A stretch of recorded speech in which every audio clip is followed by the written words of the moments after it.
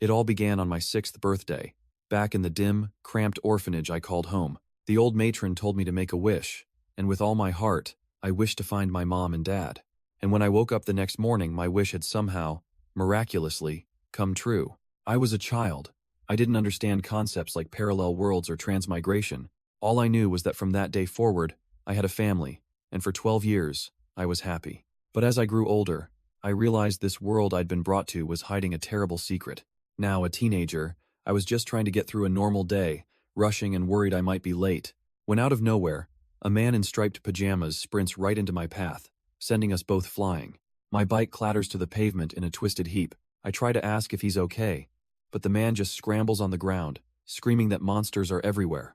He grabs me, his face twisted in pure terror, screaming that they'll eat me. Monsters? I have no idea what this lunatic is talking about, but there's a desperate conviction in his eyes that sends a chill down my spine. He points frantically up the side of a tall, dilapidated building. For just a split second, I think I see a flicker of movement high above. Was that real? Or am I just seeing things now, too? He grabs me again, his voice dropping to a harsh whisper, telling me not to trust anything. But his warning is cut short as a tranquilizer dart sinks into his neck. Before I can react, men in uniforms swarm the alley, telling me not to be afraid. They say he's a dangerous patient who escaped from the mental hospital, and just like that, they drag him away. I try to stop them, my gut screaming that something isn't right here. I glance back at the alley, absolutely certain I wasn't just seeing things. Then I catch a glimpse of a cat, but with tiny feathered wings sprouting from its back. One of the men drives me away, telling me to forget it, and that he'll take me to school. The sky opens up, and a single thought echoes in my mind. Are there really monsters in this world? It reminds me of a memory I've long since buried, something I saw when my grandpa passed away. I remember peeking into his room that night, seeing a terrifying, shadowy beast with claws. The next day, they carried his body away, and my parents told me it was all just a bad dream. My thoughts are shattered by my teacher's voice, demanding I stand and answer a question. I'm completely lost, but a gentle tug on my hoodie from the girl behind me, Wei Wei, breaks my daze. She whispers the answer to me, and I quickly stand up to tell the teacher. Of course, he's not an idiot, and asks if Wei Wei was feeding me the answers during an exam. And just like that, we're both sentenced to cleaning duty after school. As the sun sets, I apologize for getting her into trouble, but she just smiles, saying it's fine since I've always looked out for her. Her expression turns serious as she brings up the attack from this morning, worried about me. She tells me to remember I have her, and my heart skips a beat. We've known each other since we were kids, and in this quiet classroom, I finally lean in. But our moment is shattered by a deliberate cough from the doorway. It's Qingling, Wei Wei's best friend, here to tell her the head teacher is looking for her. With a quick goodbye, Wei Wei dashes out of the classroom, leaving me standing there. The moment she's gone, Qingling casually asks me about the mental patient I encountered. I tell her I'm fine, just a little upset that my brand new bike got destroyed in the process.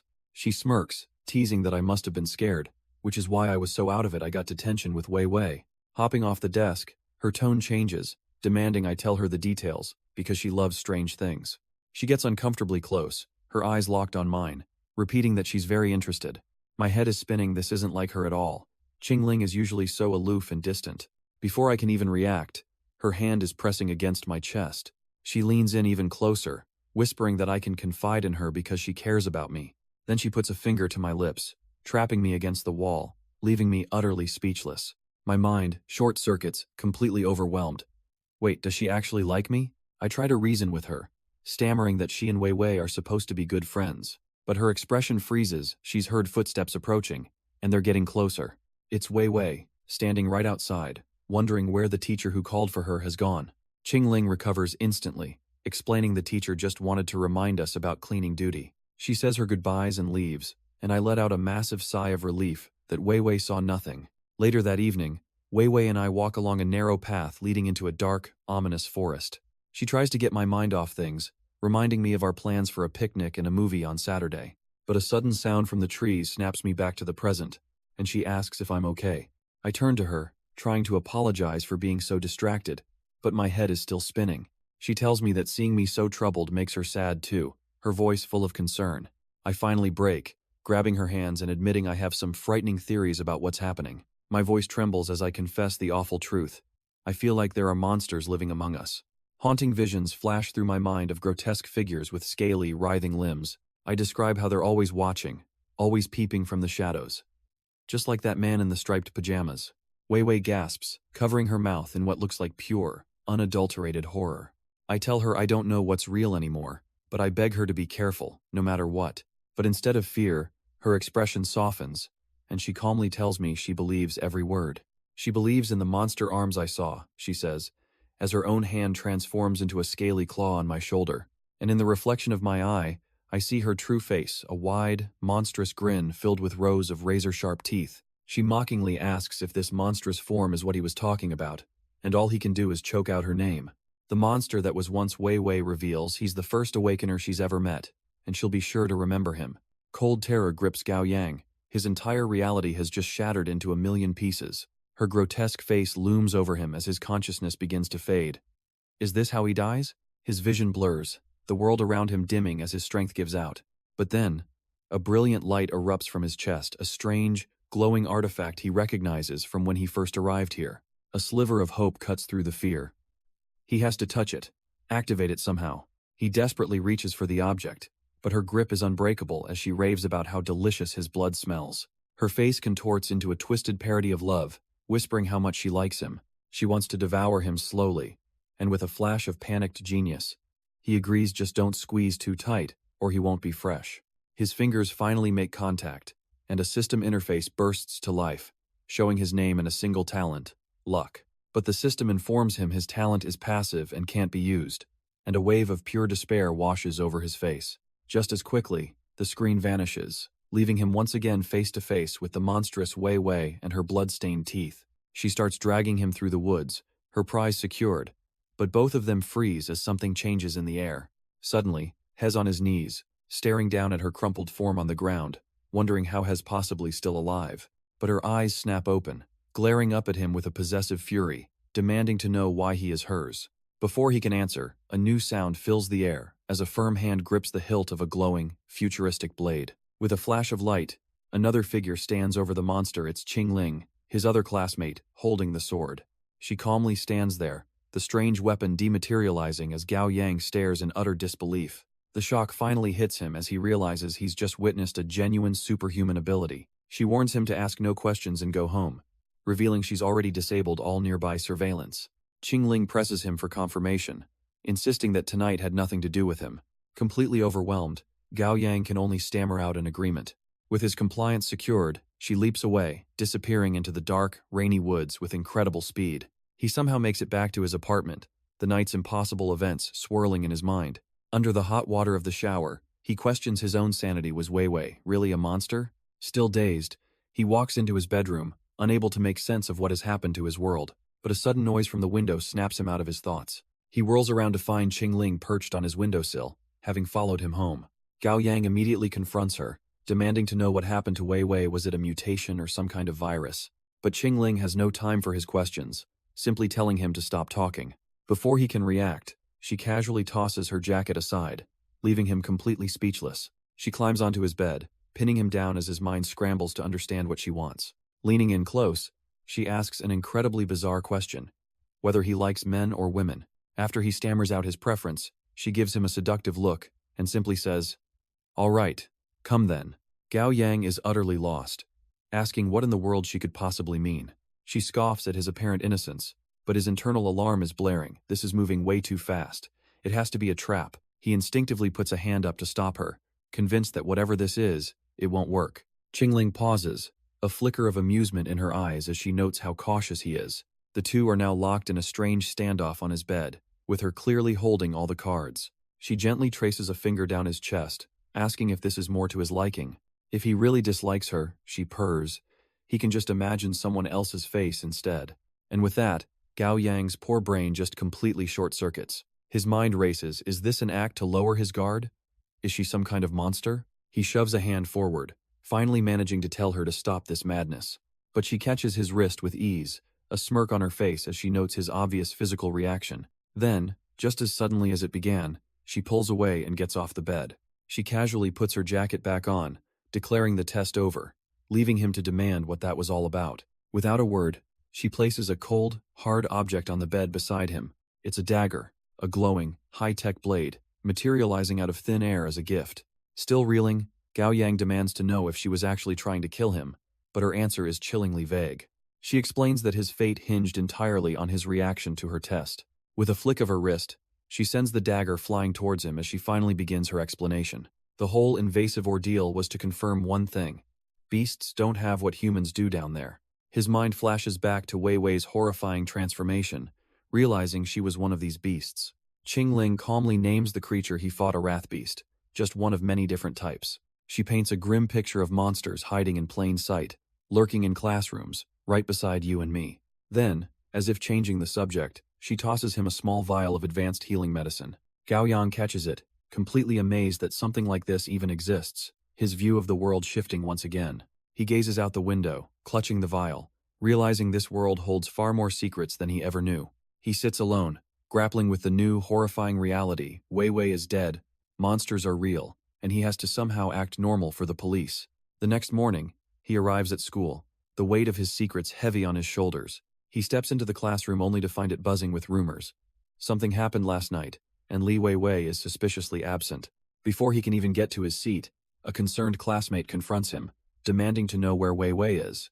He's completely caught off guard, stammering that he doesn't know, but she immediately calls him out, reminding him they were supposed to be together. As she presses him, Gao Yang's mind races. He realizes Qingling must have set this up, a public interrogation to clear his name. Playing his part perfectly, he feigns concern, admitting it's strange she hasn't shown up since they went their separate ways. But the speculation is cut short when their teacher enters with a grim announcement for the class. With a heavy heart, he informs them that their classmate, Li Wei Wei, has been murdered, sending a shockwave through the room. He tries to calm the students, explaining the official story. It seems she tragically ran into robbers and was killed. Gao Yang puts on a masterful performance, hiding his face in fake anguish over Wei Wei's death. The teacher silences the classroom whispers, calling both him and Qingling to his office for police questioning. Walking down the hall, Gao Yang urgently tries to get their alibi straight, but Qingling drops the act, coldly asking what he's even talking about now that they're alone. Her expression twists into one of accusation as she threatens to report him to the police. Hess completely thrown off. What is this girl's game, and why the sudden change? Before he can process it, she's already calling for an officer, pointing a finger directly at him. A calm-looking detective steps out, deciding it's best if they tell their stories separately. He calls for Gao Yang to come with him first, separating the two of them. A cold dread washes over Gao Yang as he realizes Qingling is trying to pin everything on him. Inside the interrogation room, the officer starts casually, asking Gao Yang not to be nervous before pointing out the mark on his face. Gao Yang knows this is a test, every word a potential trap, so he quickly claims it was just a bug bite. The officer plays along with a knowing look, agreeing that there are indeed a lot of mosquitoes out lately. With the small talk over, he gets to the point, bringing up Wei Wei, their close relationship, and her rumored feelings for him. The question sends a chill down Gao Yang's spine, as a twisted memory of her monstrous form flashes in his mind. Was it liking, or just desire? The officer then presents a critical inconsistency. Gao Yang was seen walking with her, but he didn't escort her all the way home. Leaning forward, the detective's casual demeanor evaporates as he demands an explanation for this strange behavior. Gao Yang feels the pressure mounting, the sweat beading on his neck as he scrambles for a plausible answer. He offers a prepared lie. Wei Wei's family was strict, and she told him not to bother so they wouldn't nag her about academics. The officer nods, jotting it down in his notebook and murmuring that the reason seems plausible enough for now. Feigning guilt, Gao Yang asks the officer if Wei Wei would still be alive if he had just walked her home. The officer gives a vague reply about life's unpredictability, and Gao Yang can tell his story isn't fully believed. To shift the focus, he asks about the surveillance footage, certain it must have captured the culprit. But Officer Huang delivers the bad news. The cameras on that specific road conveniently malfunctioned that night. Gao Yang acts shocked at the coincidence, privately relieved that Qingling must have handled it. The officer sighs, admitting the case is cold, premeditated, likely by someone familiar, but with no leads. He ends the questioning, placing a hand on Gao Yang's shoulder and telling him it's okay to mourn. But Gao Yang can't afford to cry. He must stay calm to survive, locking his feelings away as he stares at Wei Wei's portrait. Later, at the funeral home, the nightmare feels all too real as he stands amongst the mourners. Lost in thought about Wei Wei's two identities, a hand suddenly grabs his, and he turns to see Qingling has found him. Finding a quiet corner, Qingling gets a glass of water and asks him what the police said. He recounts the basics, then questions her own performance wasn't screaming to report him a little over the top. Taking a slow sip, she asks him a strange question. Had he met her before? Gao Yang is utterly lost until she clarifies she's talking about her other personality. It all clicks into place, a split personality. That explains her erratic behavior at the hospital. She explains that to survive, she had to lie even to herself, which caused another persona to emerge. This other personality is like a sister, also named Qingling, who sometimes acts on her own. He stares back, struggling to process the bombshell she just dropped. Could he possibly trust this? She challenges his skepticism, asking who else he can rely on, and reveals a terrifying fact about their world. 1 in 10,000 people is a beast, and the statistic sends his mind spiraling back to why it had to be Wei Wei. Qingling's eyes are cold as she corrects him. He has it all backwards. It's not 1 in 10,000 people who is a beast, it's the other way around. Gao Yang stumbles back in shock as she tells him nearly everyone he knows is a monster. His mind fractures, flashing back to a childhood surrounded by smiling, grotesque figures he once called family. He desperately tries to find a flaw in her logic. If that were true, he'd already be dead. But she calmly explains the chilling truth. Beasts ignore normal humans. They only hunt the awakened. He grabs his head, overwhelmed by the horror of it all.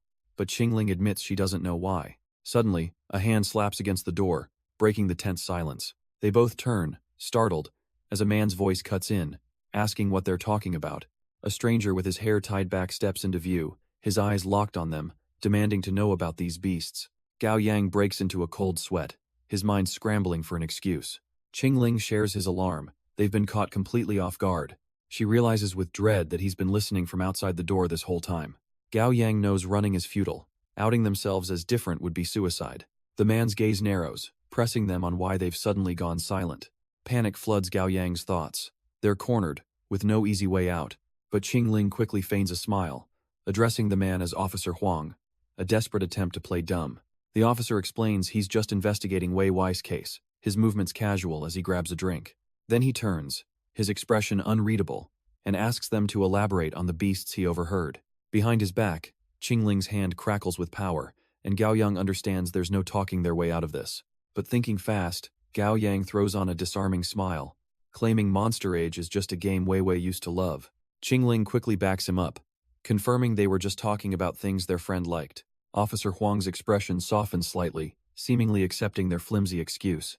As he walks away, however, he leaves them with a cryptic warning to enjoy their games while they still can. The second the door closes, Qingling exhales, her nerves shot from the spy movie tension. She grabs Gao Yang, telling him not to celebrate just yet. There are 2 dangerous possibilities. Either Officer Huang is a chiefin, a bloody beast who is testing them, or he's something called a chixing. Gao Yang has no idea what she's talking about, the term's completely foreign to him. She explains that while chiefin are greedy monsters, chixing are special, they believe they're human, and their minds automatically filter out anything that contradicts that belief. A wave of understanding hits Gao Yang. If the officer is a chixing, then they might actually be in the clear. But Qingling isn't so sure, speculating that if he's a chiefin, he's a greedy one. He wouldn't want to share the 100+ people here, giving Gao Yang a shocking realization. She continues, explaining this gives them a chance to kill the other monsters and silence them for good. Gao Yang recalls his initial reluctance to go along with such a ruthless cover-up, but he decided to trust her, remembering a conversation they had in a cafe not long ago. He had nervously asked her a personal question, and she simply told him to go ahead. He wanted to know if, besides him, she had any other companions she worked with. Her story was heavy. She'd awakened 10 years ago, and the 2 others she knew both died. He looked at her, suddenly understanding the immense pressure she'd been all alone. But she corrects him softly. There were 2 others, she says, and her sister. With their target, Officer Huang, finally off work, it was time to move. He leaves the station, completely unaware that he's being watched. He takes a quiet route home through a dark, secluded park, a perfect hunting ground. As they watch from the bushes, Qingling suddenly asks Gao Yang about his awakened talent. He stammers, admitting it seems to be some kind of weak, passive ability. Internally, he desperately pleads with his system, asking what good a useless talent is. But the system is no help, denying him any upgrades due to a lack of luck points. Qingling sighs, deciding she wasn't relying on him anyway, and tells him to just be a distraction. Resigned to his fate, Gao Yang thinks this so-called lucky talent is anything but. He steps out from the shadows, nervously waving and calling out to the officer. Officer Huang turns, his gaze sharp and suspicious, demanding to know who this stranger is. Gao Yang pulls down his mask with a practiced smile, claiming he suddenly remembered some clues. The officer seems to take the bait, asking him to hurry up and tell him what he knows. But in an instant, His expression hardens. Something about this feels very wrong. He glances down, noticing the faint shadows of others lurking nearby, realizing this kid set him up. With practiced speed, his hand darts inside his suit jacket. He draws a pistol, his calm demeanor replaced by deadly focus. A muzzle flash erupts in the darkness as he fires without a second's hesitation. But he's not aiming at Gao Yang, he's firing into the trees, forcing the hidden ambushers to scatter. The officer stands his ground, gun steady, warning them that he is not to be underestimated. Gao Yang can only watch in disbelief, his simple plan spiraling out of control. From the darkness, Qingling launches herself into the fray. The real fight has begun. But the officer is already moving, deftly weaving past a volley of throwing knives. A smirk crosses his face. He realizes their target isn't just the boy. Another rustle from the bushes confirms his suspicion she's not alone. The masked woman closes the distance with blinding speed, a blur of motion. She soars right over him, trying to take him by surprise from above. But it was all a feint. He pivots, gun aimed, having waited for her to expose an opening. With a flash of steel and a sharp clang, she deflects the bullet just inches from her face. She lands, annoyed but unharmed, as the officer coolly compliments her incredible reflexes. The officer smirks, boasting that he's been a shooting champion for 5 years straight. His eyes narrow, tracking his target with chilling precision.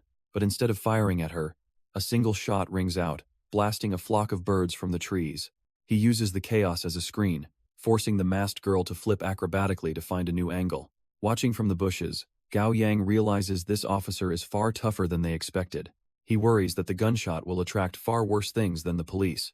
But as he shifts his position, his hand brushes against something strange. A sudden gust of wind picks up, carrying with it an unnatural stillness. He sees the officer's plan. He's using the environment itself to obstruct her line of sight. A wave of terror hits him as he realizes the trap, screaming out a warning to Qingling.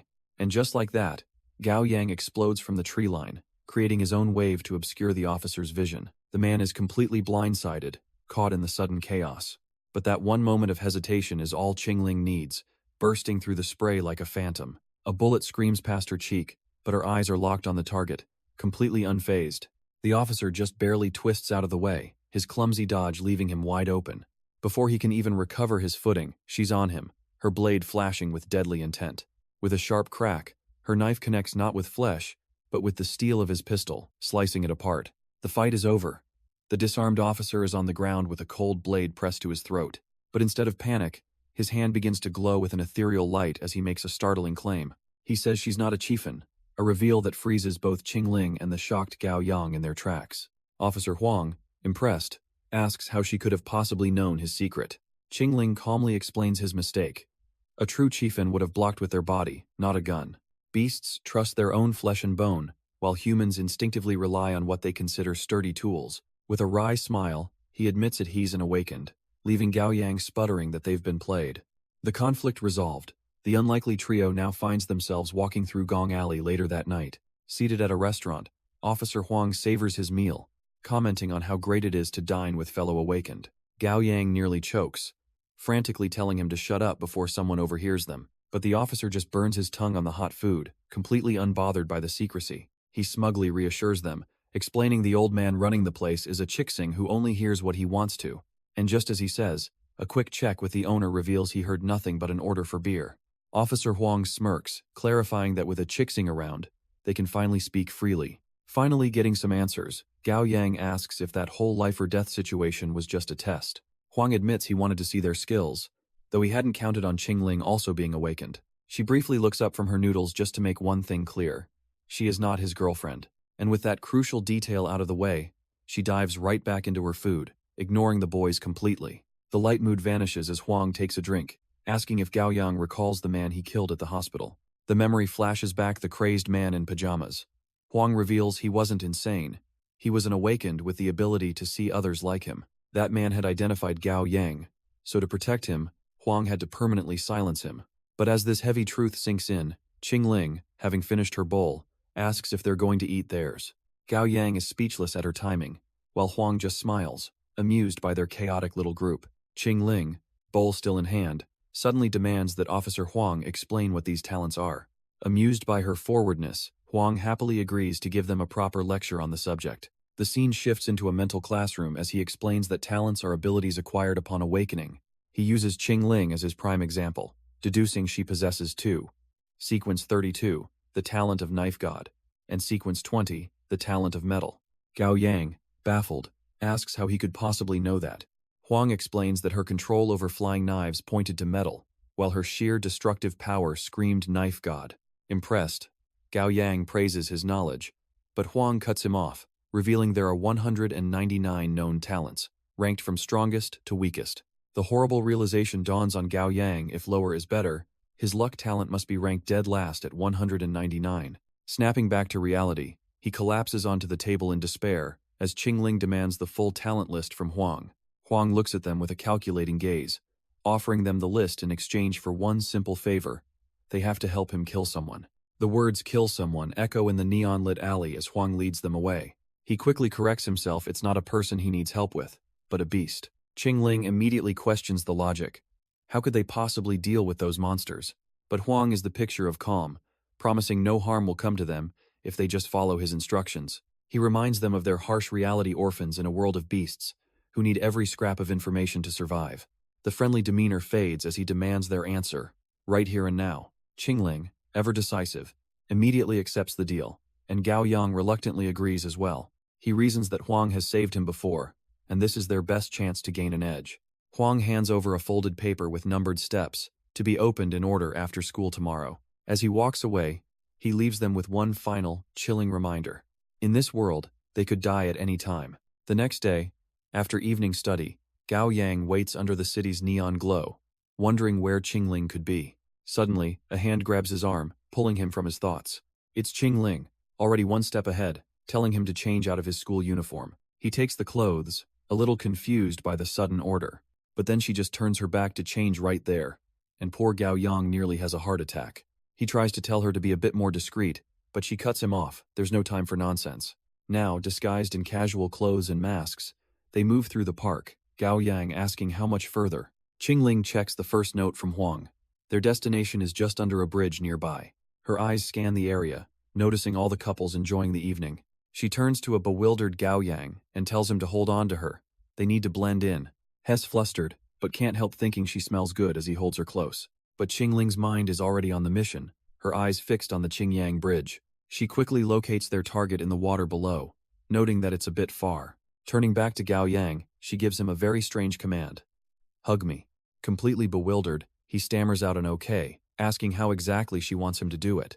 Like the Titanic scene, she says, a specific pose for a specific purpose. He hesitantly places his hands on her waist, still processing the bizarre request. As they strike the pose, he feels an unexpected wave of romance wash over him, but she snaps him out of it, telling him he's holding on way too tight. With her aim now perfect, she activates her power, pulling a metal case from the depths. She struggles with the weight, explaining her talent is still too low level for this. But with a final heave of her power, the metal case bursts from the water's surface. It floats down as Gao Yang gapes in shock, his mind reeling. Talents have levels? Once it lands, he cautiously asks what could possibly be inside. She flips the latches, revealing a powerful, high-tech sniper rifle. His system immediately activates, running a diagnostic scan on the weapon. For one luck point, he identifies it as an anti-material rifle. So this was Officer Huang's plan all along. With the weapon secured, Qingling is already moving on to their next objective. She turns to him with an air of authority and says it's time for them to get a room. He follows in a daze, only to find himself standing in front of a love hotel, completely bewildered. The receptionist, completely absorbed in his game, barely looks up as Qingling requests a specific room.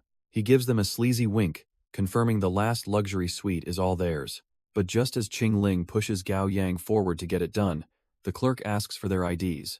Suddenly, a furious voice cuts through the lobby, screaming Gao Yang's name, and our boy freezes in pure panic. His cover is blown, or so he thinks, until he turns to see his friend, Wang Zikai. This is Gao Yang's rich, spoiled buddy, who's apparently been taking a break from life by playing video games, and right now, he's accusing them of being sneaky, demanding to know why they're at a hotel with Qingling. Thinking fast, Gao Yang plays into the misunderstanding, throwing an arm around her and confirming they're getting a room. The reality of the situation hits Wang Zikai like a truck, shattering his entire worldview. He grabs Gao Yang, absolutely devastated, asking how he could betray his childhood sweetheart Wei Wei so soon after her passing. Gao Yang tries to drag Qingling away, promising his friend he'll explain everything later. But the betrayal quickly morphs into pure disbelief for Huang Zikai. His buddy actually got a room. Then, a darker thought hits him. How dare Gao Yang get a girlfriend before he does? He storms the front desk, demanding to know which room they went to, but the clerk tries to refuse. That was the wrong move.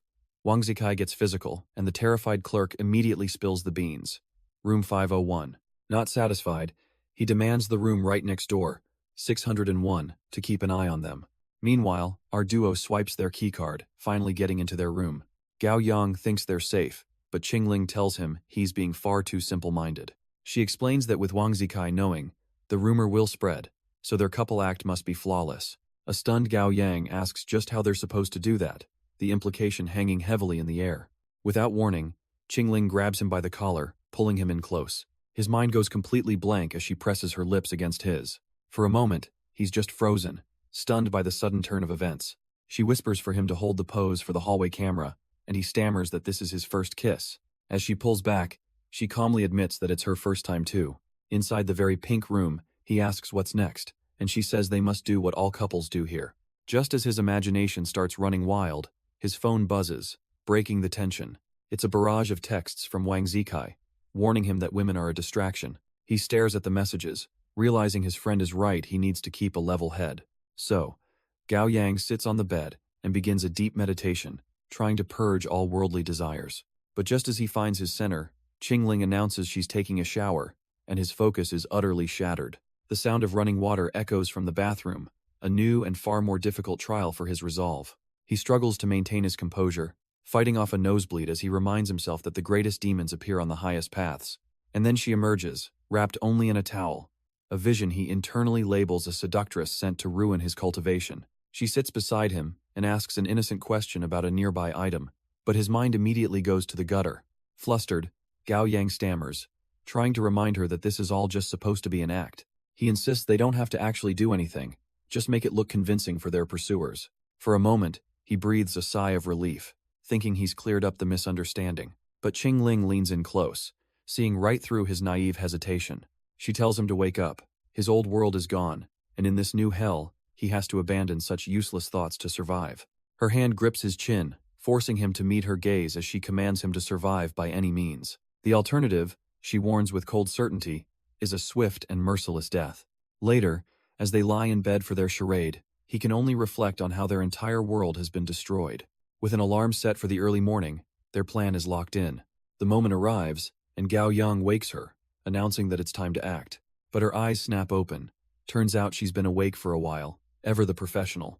They move to the window without a word, Qingling expertly setting up a high-caliber sniper rifle. As she sights in on their unseen target, he finally asks the million-dollar question, who are they killing? In response, Gao Yang simply holds out a card, telling her to see for herself. The card lays out the mission with chilling clarity. At 6 o'clock, kill the woman next to him. As he burns the note, Gao Yang can only grimly respect the police officer's cunning. While the evidence turns to ash, Qingling confirms she has the target in her sights. He moves in, telling her he wants to take a look for himself. Through the scope, he sees a couple out for a jog, but something about the woman seems familiar. He pulls back from the scope, the horrible realization dawning on him it's Officer Huang's wife. His mind races. She must have discovered her husband's awakened identity, and now he's using them to silence her. A dark sense of irony washes over Gao Yang as he grasps the nature of their predetermined fate. They're all caught in the same cruel loop. Kill the person closest to you, or be killed by them. Qingling closes her eyes, knowing sentimentality has no place in this world. Her grip tightens on the rifle as she begins the final countdown. Her finger squeezes the trigger, ready to end it all. But before she can fire, a different shot rings out, and it's Huang Zikai who collapses. She looks up from her scope, her face a mask of pure, unadulterated shock. There he is, hanging limp from the window frame, a smoking hole blown clean through his chest. Gao Yang can only stare in disbelief, wondering why this absolute idiot chose now to show up. Turns out, it all began half an hour ago with a spectacular gaming losing streak. After 10 consecutive losses, Huang Zikai completely snapped, blaming Gao Yang for his suffering. He'd been hearing strange noises all night, and his gamer brain smelled a conspiracy. The building's walls were thin, sure, but he knew Gao Yang, and this just didn't add up. So, he put on his thinking cap, convinced there was a deeper plot at play. After all, if his buddy wasn't busy with a girl, why wasn't he answering any of his messages? The horrifying truth dawned on him. They were grinding levels without him, For a gamer, this was the ultimate betrayal, and he vowed to expose their secret. So he grabbed a rope to play spy, scaling the building at the worst possible moment. But his grand entrance was cut short, as his foot slipped on the ledge. Which brings us back to the present, with our heroes caught in the disastrous aftermath. Qingling examines the body, noting with cold logic that he was shot through the heart yet somehow still breathing. This isn't a miracle to her, it's a warning sign. He's a beast, and they need to put him down before he transforms. But Gao Yang grabs her hand, insisting they can't just leave a body here, especially since the guy seems like a clueless fool. She whips around, snarling that if he's a chieftain, that cluelessness is a mask, and he could kill them all in his final moments. Seeing his hesitation, she shoves the knife into his hand, challenging him to take responsibility if he's so sure. The cold steel feels familiar, and Gao Yang is thrown back into his past, remembering the day he had to cut ties with his old life. He recalls the blood, the monsters, and the vow he made to survive, even if it meant becoming shameless. Steeling his resolve, he raises the knife over his friend, whispering a final, bitter goodbye. But just as the deed is done, a sharp voice cuts through the tension, and they both turn to see they're not alone. Both Gao Yang and Qingling freeze, staring at the door as the voice rings out. Peeking through the peephole is the hotel clerk, frantically explaining he's also an awakener and saw everything. Gao Yang questions if they can trust him, but Qingling reasons that a true beast would have just charged in. With a moment of tense decision, he twists the doorknob, letting the man inside. The clerk rushes past them, making a beeline for their fallen friend on the floor. He places a hand over the wound, declaring his intent to cure him as a brilliant golden light begins to shine. He introduces himself as Han Shujun, a healer, relieved that he might not have to survive this alone. Gao Yang demands to know how he saw them, and Han Shujun admits to installing cameras purely for research, of course. But his healing is cut short as the cold, sharp edge of a sword presses against his throat. Qingling stops him cold, warning that a beast can't be saved, but he desperately pleads it might be a different type. She clarifies the stakes. If he's a wrath beast, then they're all done for. But Gao Yang grabs her arm, desperately pleading for her to let the healer save Huang. Qingling shoots him a cold glare, questioning his sudden change of heart. Is he still calling that thing a friend? He insists they have to take the gamble. If Huang dies in their room, they're all trapped. She shoves his hand away, unconvinced. A living beast is a far bigger danger than a corpse. With no more time for talk, she brings her sword down for the killing blow. But Gao Yang lunges forward, stopping the blade with his bare hands as he screams for the healer to start. Stunned, she warns him that if he insists on getting in her way, she will kill him too. He doesn't even flinch, his palms bleeding as he holds the sharp steel at bay. He looks her dead in the eyes, remembering their friends, reminding her that before they mutate, they are still family. He pleads with Qingling, wanting to give both them and their friend a chance. But she's heard enough talk, shoving him aside with a contemptuous flick of her arm. With him out of the way, she turns her cold fury on the terrified healer on the floor. Just as her sword is about to fall, the doorknob turns, and the door creaks open. Everyone freezes in place, a bloody, bizarre tableau for whoever just walked in. A hotel cleaning lady peers in, confused, wondering why room 405 isn't empty yet.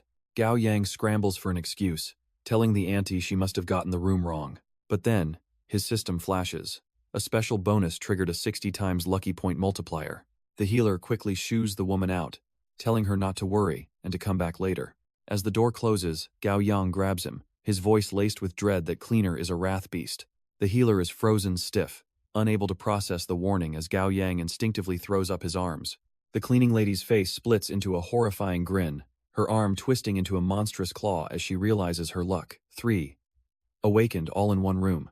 Her back rips open, her uniform tearing as leathery wings and sharp spikes burst from her flesh. The transformation completes, revealing a hulking blue demon, triumphantly holding its own severed human head as it roars that they are all its prey. But a new figure steps forward. Qingling stands her ground, sword in hand, internally noting this beast is on another level. She shouts a single, desperate command to the two boys behind her. Find an opportunity and run. The demon swipes with blinding speed, but Qingling is already a blur, dodging the massive claws. She ducks and weaves under another vicious attack, the air crackling with the force of the near miss. Planting her foot firmly, she uses the monster's own momentum to launch herself into the air. Soaring above the beast, she raises her sword, preparing to rain down justice from above. Her blade sinks deep into the demon's shoulder. A powerful, direct strike. She puts all her weight into it, but the monster just grunts, admitting she's got some strength. But it mockingly growls that her power is still far from enough. With a single flex of its muscles, Qingling is sent flying backward through the air. She lands hard inside their hotel room, stunned by its sheer resilience as Han Shujun looks on in terror. Glancing back, she sees the deep gash on the demon's shoulder already sealing itself shut. The boys scream, a desperate warning for her to watch out for its tail and dodge. But it's too late. The massive appendage smashes through the window, slamming into her with crushing force. Her sword is ripped from her grasp, clattering helplessly onto the floor. Qingling is left sprawled and wounded amidst a sea of shattered glass, the tables completely turned. Even while bleeding, Qingling pushes Gao Yang away, urging him to find a chance to run. The demon, however, has no intention of letting its prey escape, its grotesque face a mask of pure malice. With a guttural roar, it declares their fate sealed, bringing its claws down to finish them off. But Gao Yang refuses to abandon her, diving in front to shield her with his own body. Suddenly, Officer Huang appears out of nowhere, intercepting the devastating blow just in the nick of time. A fire ignites in Gao Yang's eyes, a defiant glare against the impossible odds. Across the room, their healer Han Shujun can only tremble in the corner, utterly useless. Gao Yang knows this is bad. They can't win ahead. On fight, they'll just be worn down. His eyes scan the wreckage for an opening, a plan, anything, and then he sees it. Snatching a large pink pillow, he hurls it as a distraction, yelling for the ugly freak to come and get him. The distraction fails spectacularly as the demon effortlessly swats Gao Yang aside, sending him crashing into the wall. With their main protector down, Officer Huang screams at the cowering healer to get over to Qingling before they all die. But Han Shujun can only stare, completely frozen in terror. He stammers pathetically, admitting he's too scared to cross the room. Seeing the healer as a lost cause, Officer Huang takes matters into his own hands, wrapping the beast in strange, binding energy. The demon, however, is simply too strong, shattering the restraints with a deafening roar. From her position on the floor, Qingling can only watch in horror as the monster looms over them once more. While Han Shujun spirals into despair, convinced he's done for, Gao Yang grits his teeth, forcing himself to think. His eyes dart around the room and lock onto a set of live power cables from a destroyed vacuum cleaner. An idea forms. He yells at the useless healer to snap out of it and throw him the nearby knife. Finding an ounce of courage, Han Shujun scrambles for the blade, convinced he can help. The demon, however, is lost in its own bloodlust, paying them no mind. From the ground, Officer Huang watches as the knife is finally tossed across the room. Gao Yang catches it perfectly, the live wire already crackling in his other hand. With a desperate roar, he leaps towards the monster, ready to execute his all-or-nothing plan. His face is a mask of pure, unadulterated resolve as he brings the weapon down. The idea is to connect the live wire to the blade, delivering a massive shock. But in that split second, a horrifying realization hits him. The cable is too short. The demon's glowing red eye swivels up, catching the flaw in his attack instantly. Frozen midair, Gao Yang is completely exposed as the monster mocks his failed attempt. But just as its claws are about to descend, a volley of knives suddenly slams into the demon's back. Gao Yang hits the floor, turning to see Qingling, who used the last of her strength to save him. She's slumped against the wall, bleeding and barely conscious, but she's not out of the fight yet. He can only watch in horror, his mind screaming her name as he sees the state she's in. The demon, however, barely even flinches, turning to mock the awakened ones for their pathetic resistance. A wave of despair washes over Gao Yang. Is this really how it ends? So close, yet so far. He grits his teeth, sweat and tears mixing as he refuses to accept this outcome. And in that moment of pure, unyielding will, a notification suddenly flashes in his mind. He survived for 10 minutes, earning enough lucky points to unlock a hidden panel. With a surge of renewed hope, there's only one possible answer. Unlock. The system chimes, a sweet sound of victory in the middle of hell. He's been granted a brand new talent. Phantom. Sequence number 65. It creates a clone for 10 seconds, but it's only tangible for 2. A tiny window of opportunity. A bloody, almost unhinged grin spreads across his face. Finally, a talent that can actually do something. With a guttural roar, he pours every last ounce of his will into his newfound power. Phantom, come out, and a digital echo of himself flickers into existence. The clone solidifies, its eyes glowing with an ethereal light, ready for its purpose. But the real Gao Yang is already moving, lunging for the ornate weapon in the demon's grasp. He rips it free, his eyes burning with intensity as he shouts the command. Now, he screams, and his phantom twin obeys, launching itself at the stunned demon. The phantom's attack lands true, the blade sinking deep into the demon's monstrous flesh. For a brief, glorious moment, the clone stands triumphant, having pinned the beast. From the sidelines, The injured officer Huang sees the opening he's created, urging him to finish it now. But the clone's 2 seconds are up. Gao Yang recalls his phantom, just as it begins to fade. With a desperate heave, he drives the real blade home, nailing the creature to the wall. His face is a grim mask of pure hatred and exhaustion, pouring everything into this final push. With a blood-curdling scream, he demands that the monster before him just die. The adrenaline finally recedes, leaving a look of hollow shock on his face. His legs give out, and he collapses to the floor, gasping that it's finally over. Outside, the hotel is silent, giving no hint of the brutal battle that just concluded within. While Qingling is passed out, Han Shujun uses his healing ability on Gao Yang, calling himself the team's healer dad.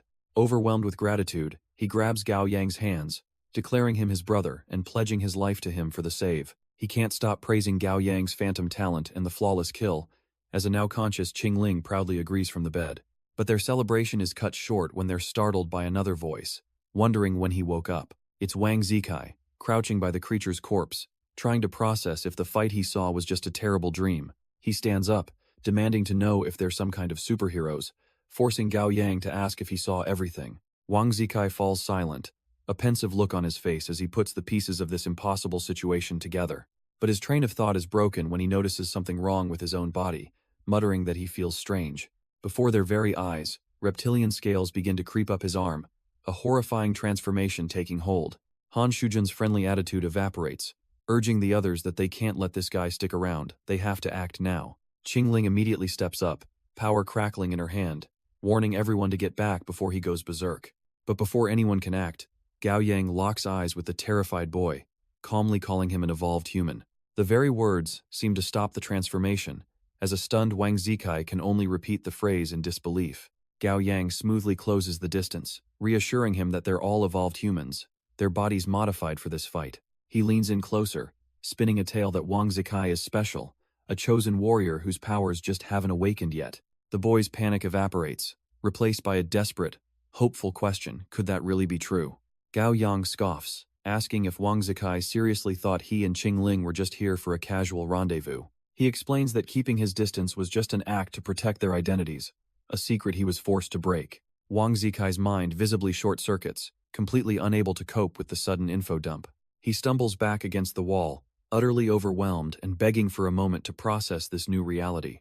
But as Gao Yang expected, his story is so flimsy that only a complete idiot would ever fall for it. And Wang Zikai, bless his heart, completely buys it. Suddenly seeing Gao Yang as a selfless hero, he throws his arms around him, declaring it must be fate that they're destined to save the world together. With tears in his eyes, he promises that as the chosen one, he won't let his secret guardian down. Gao Yang can only think one thing: he's forgotten just how stupid this guy is, though maybe that's a good thing. Now fully committed, Wang Zikai whispers that they should lay low until he's strong enough to protect them all. The heroic moment is shattered when Han Shujun nervously points at the demon's body, asking how they'll clean this up. 10 minutes later, 2 agents arrive on the scene to find a covered corpse and a failed mission. This whole situation brings back a memory for Officer Huang of the day he met a nervous healer named Han Shujun, a memory of a simple introduction that would prove far more significant than he knew at the time. Back in the present, Officer Huang eyes the new face with a critical gaze. Wang Zikai, ever the cheerful idiot, beams and introduces the young man as another comrade. Huang cuts to the chase, asking if the area is finally secure now that he's arrived. Gao Yang, still reeling, can only manage a simple confirmation. Yes, it's safe. With the pleasantries over, Huang gets down to business, explaining they faced a killer-type wrath beast, a degraded one at that. This is news to Gao Yang, who didn't even know these monsters had different categories. Huang elaborates. There are 3 types: killers, devourers, and the dreaded horners, who can summon swarms. The realization hits Gao Yang like a truck.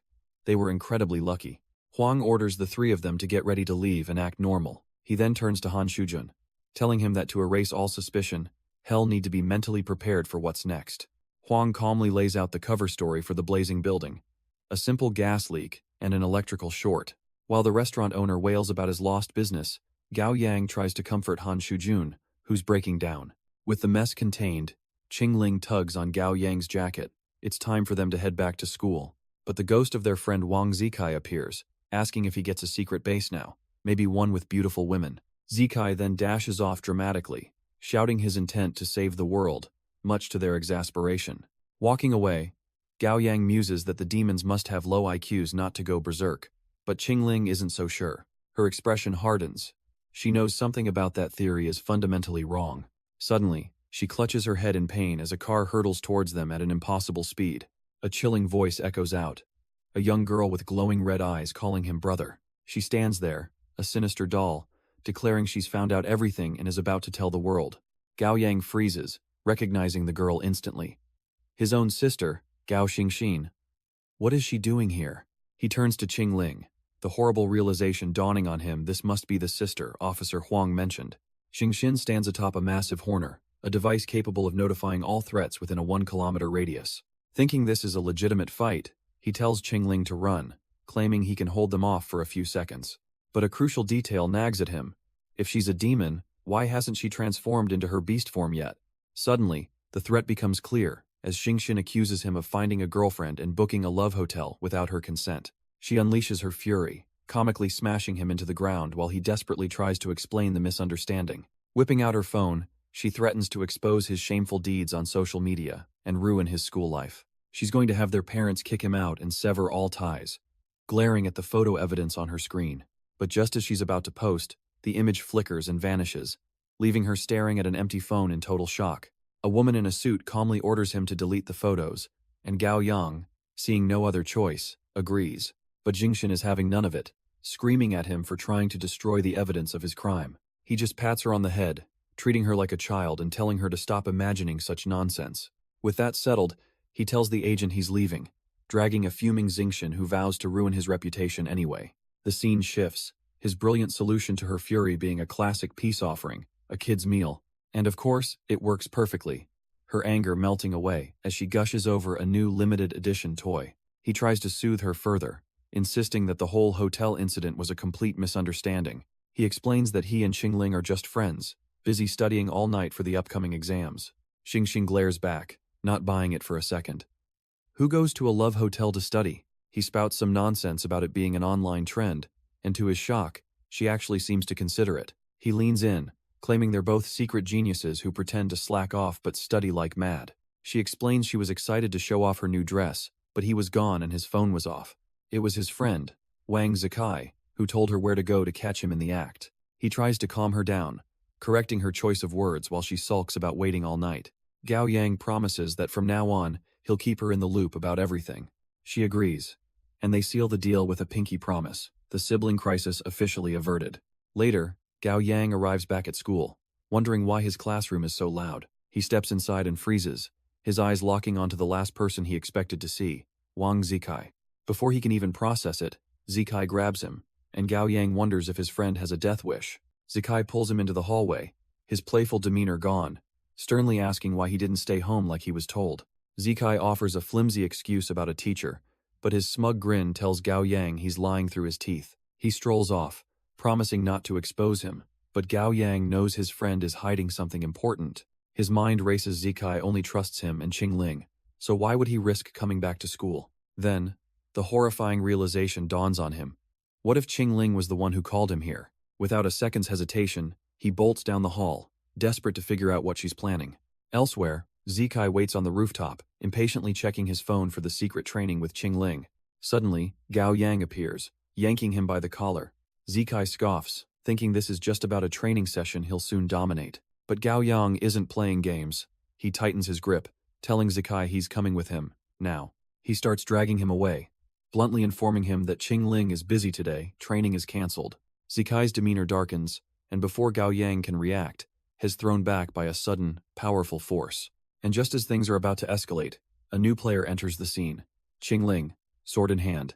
Zikai's eyes light up. He thinks his fierce trainer has finally arrived, begging her to train him hard. Gao Yang quickly tells him to sit tight and just watch for now, an order the clueless boy happily accepts. He turns to Qingling, his voice low and urgent, trying to pull her aside to talk. But she's not interested in conversation, shutting him down by pointing her sword directly at his throat. With cold fury in her eyes, she lunges forward without a single word of warning. Gao Yang barely dodges, still pleading for her to listen to what he has to say. His words mean nothing as she tells him to get lost, punctuating it with a brutal kick to his chest. Hes sent sprawling, but she doesn't even spare him a second glance, her focus already locked on her true target. She leaps from the rooftop towards a terrified Zikai, who finally realizes this training session was a trap for him. But from the rooftop, Gao Yang screams for her to stop. He leaps in front of Zikai, shielding him while trying to explain he has something urgent to say. With a grimace of pure resolve, he dares her to go ahead and attack if she must. Qingling scoffs, her eyes burning with rage as she questions if he's really willing to die for this. Her blade slices forward with killing intent, and passes straight through him, dissolving into a shimmering phantom. She's stunned, her mind racing back. Could it have been at that moment, when she kicked him off the roof? He used her carelessness to make his move. The real Gao Yang is already on the other side, revealing the paper talisman he used. He declares that she's lost, but Qingling isn't broken, a smirk crossing her face as she admits it was a smart move. He calmly lectures her, pointing out that her tunnel vision is her greatest weakness.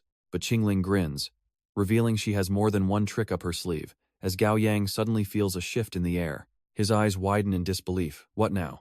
An invisible force slams into him, sending him careening helplessly across the rooftop. She scoffs at his crumpled form, telling him to go back to class since he clearly can't beat her. Yet he stands up, perfectly calm, and stops her before she can leave, saying he has a question. His composure shatters as he frantically demands to know where Wang Zikai is. They find him just around the corner, knocked out cold on the concrete floor. Gao Yang asks for just 5 minutes, promising a non-negotiable reason why Wang Zikai must live. A reason not to kill a beast? Intrigued, Qingling simply tells him to speak. Gao Yang explains that despite being newly awakened, he's been thinking about one crucial thing.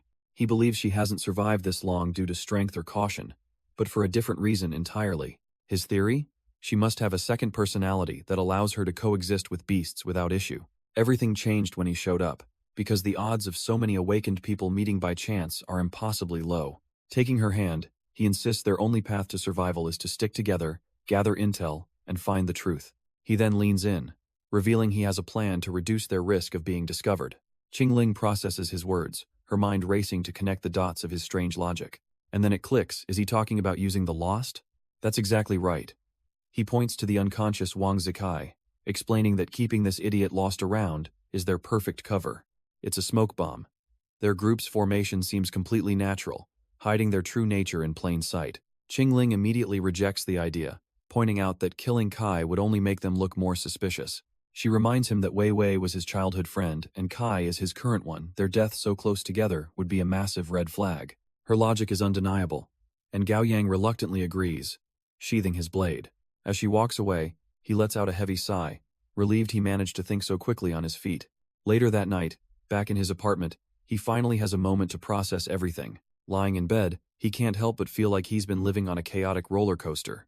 Deciding to check his status, he calls up the system and sees he's earned 20 luck points. His luck talent has even leveled up, and he realizes surviving the hotel demon multiplied his gains 60-fold. Without a second thought, he decides to dump all 20 points straight into his luck stat. The gamble pays off. Breaking 100 luck triggers a massive, permanent boost to all his other attributes, including the mysterious spirit power. Just as he's processing his new power, the system dangles another mystery, a talent temple. But when he asks for details, the system coldly denies him and logs off, leaving him to wonder what tomorrow will bring. The next day, he and Qingling report to Officer Huang, ready to explain why they came to the school. Officer Huang sits them down, his expression grim as he asks if they understand the consequences of their mission's failure. But his serious demeanor shatters as he suddenly beams with gratitude, telling them it's a good thing they failed. Confused, they can only listen as he begins to explain a deeply personal problem. His wife has been acting strange. He recalls waking in the dead of night to find her just staring down at him with an unsettling intensity. Other times, he's been disturbed by odd noises coming from the bathroom, adding to his growing unease. He'd always suspected she was one of the lost ones, but her recent behavior is too obvious, too clumsy for a hidden demon. The constant fear and anxiety have worn him down, pushing him to a dark place where he's even considered killing her. He explains that stumbling upon them was the very thing that pushed him to finally take action. And yet, he's so thankful their mission failed, because otherwise, he'd have regretted it for the rest of his life. With a sudden, unnerving grin, Officer Huang drops the bombshell. His wife just told him she's pregnant. Gao Yang's mind grinds to a halt. He thought beasts couldn't reproduce, let alone with humans. He blurts out the questions racing through his head, wondering if beasts even have the ability to procreate at all. Officer Huang dodges the complex biology, instead sharing a story about a man who spied on his hotel's guests. The sheer depth of this new reality overwhelms Gao Yang, who feels like he can't possibly grasp the rules of this world. Cutting through the existential dread, Qingling gets straight to the point, asking what his plan is now. He lights a cigarette, his expression softening as he makes a confession. His first reaction wasn't shock or fear, but the unbelievable, undeniable joy of becoming a father. Taking a slow drag from his cigarette, Officer Huang reveals his decision. He's going to keep the child. Qingling recoils in disbelief, shouting that he must be out of his mind, his wife is a beast. But he just calmly exhales, fully aware of that fact, but she's also his wife, carrying his child. Watching this unfold, Gao Yang realizes that if he were in the same position, he couldn't hurt his family either. Seeing his resolve, Qingling backs off, telling him to do what he wants but to leave her out of it. Huang shifts gears, offering them a reward.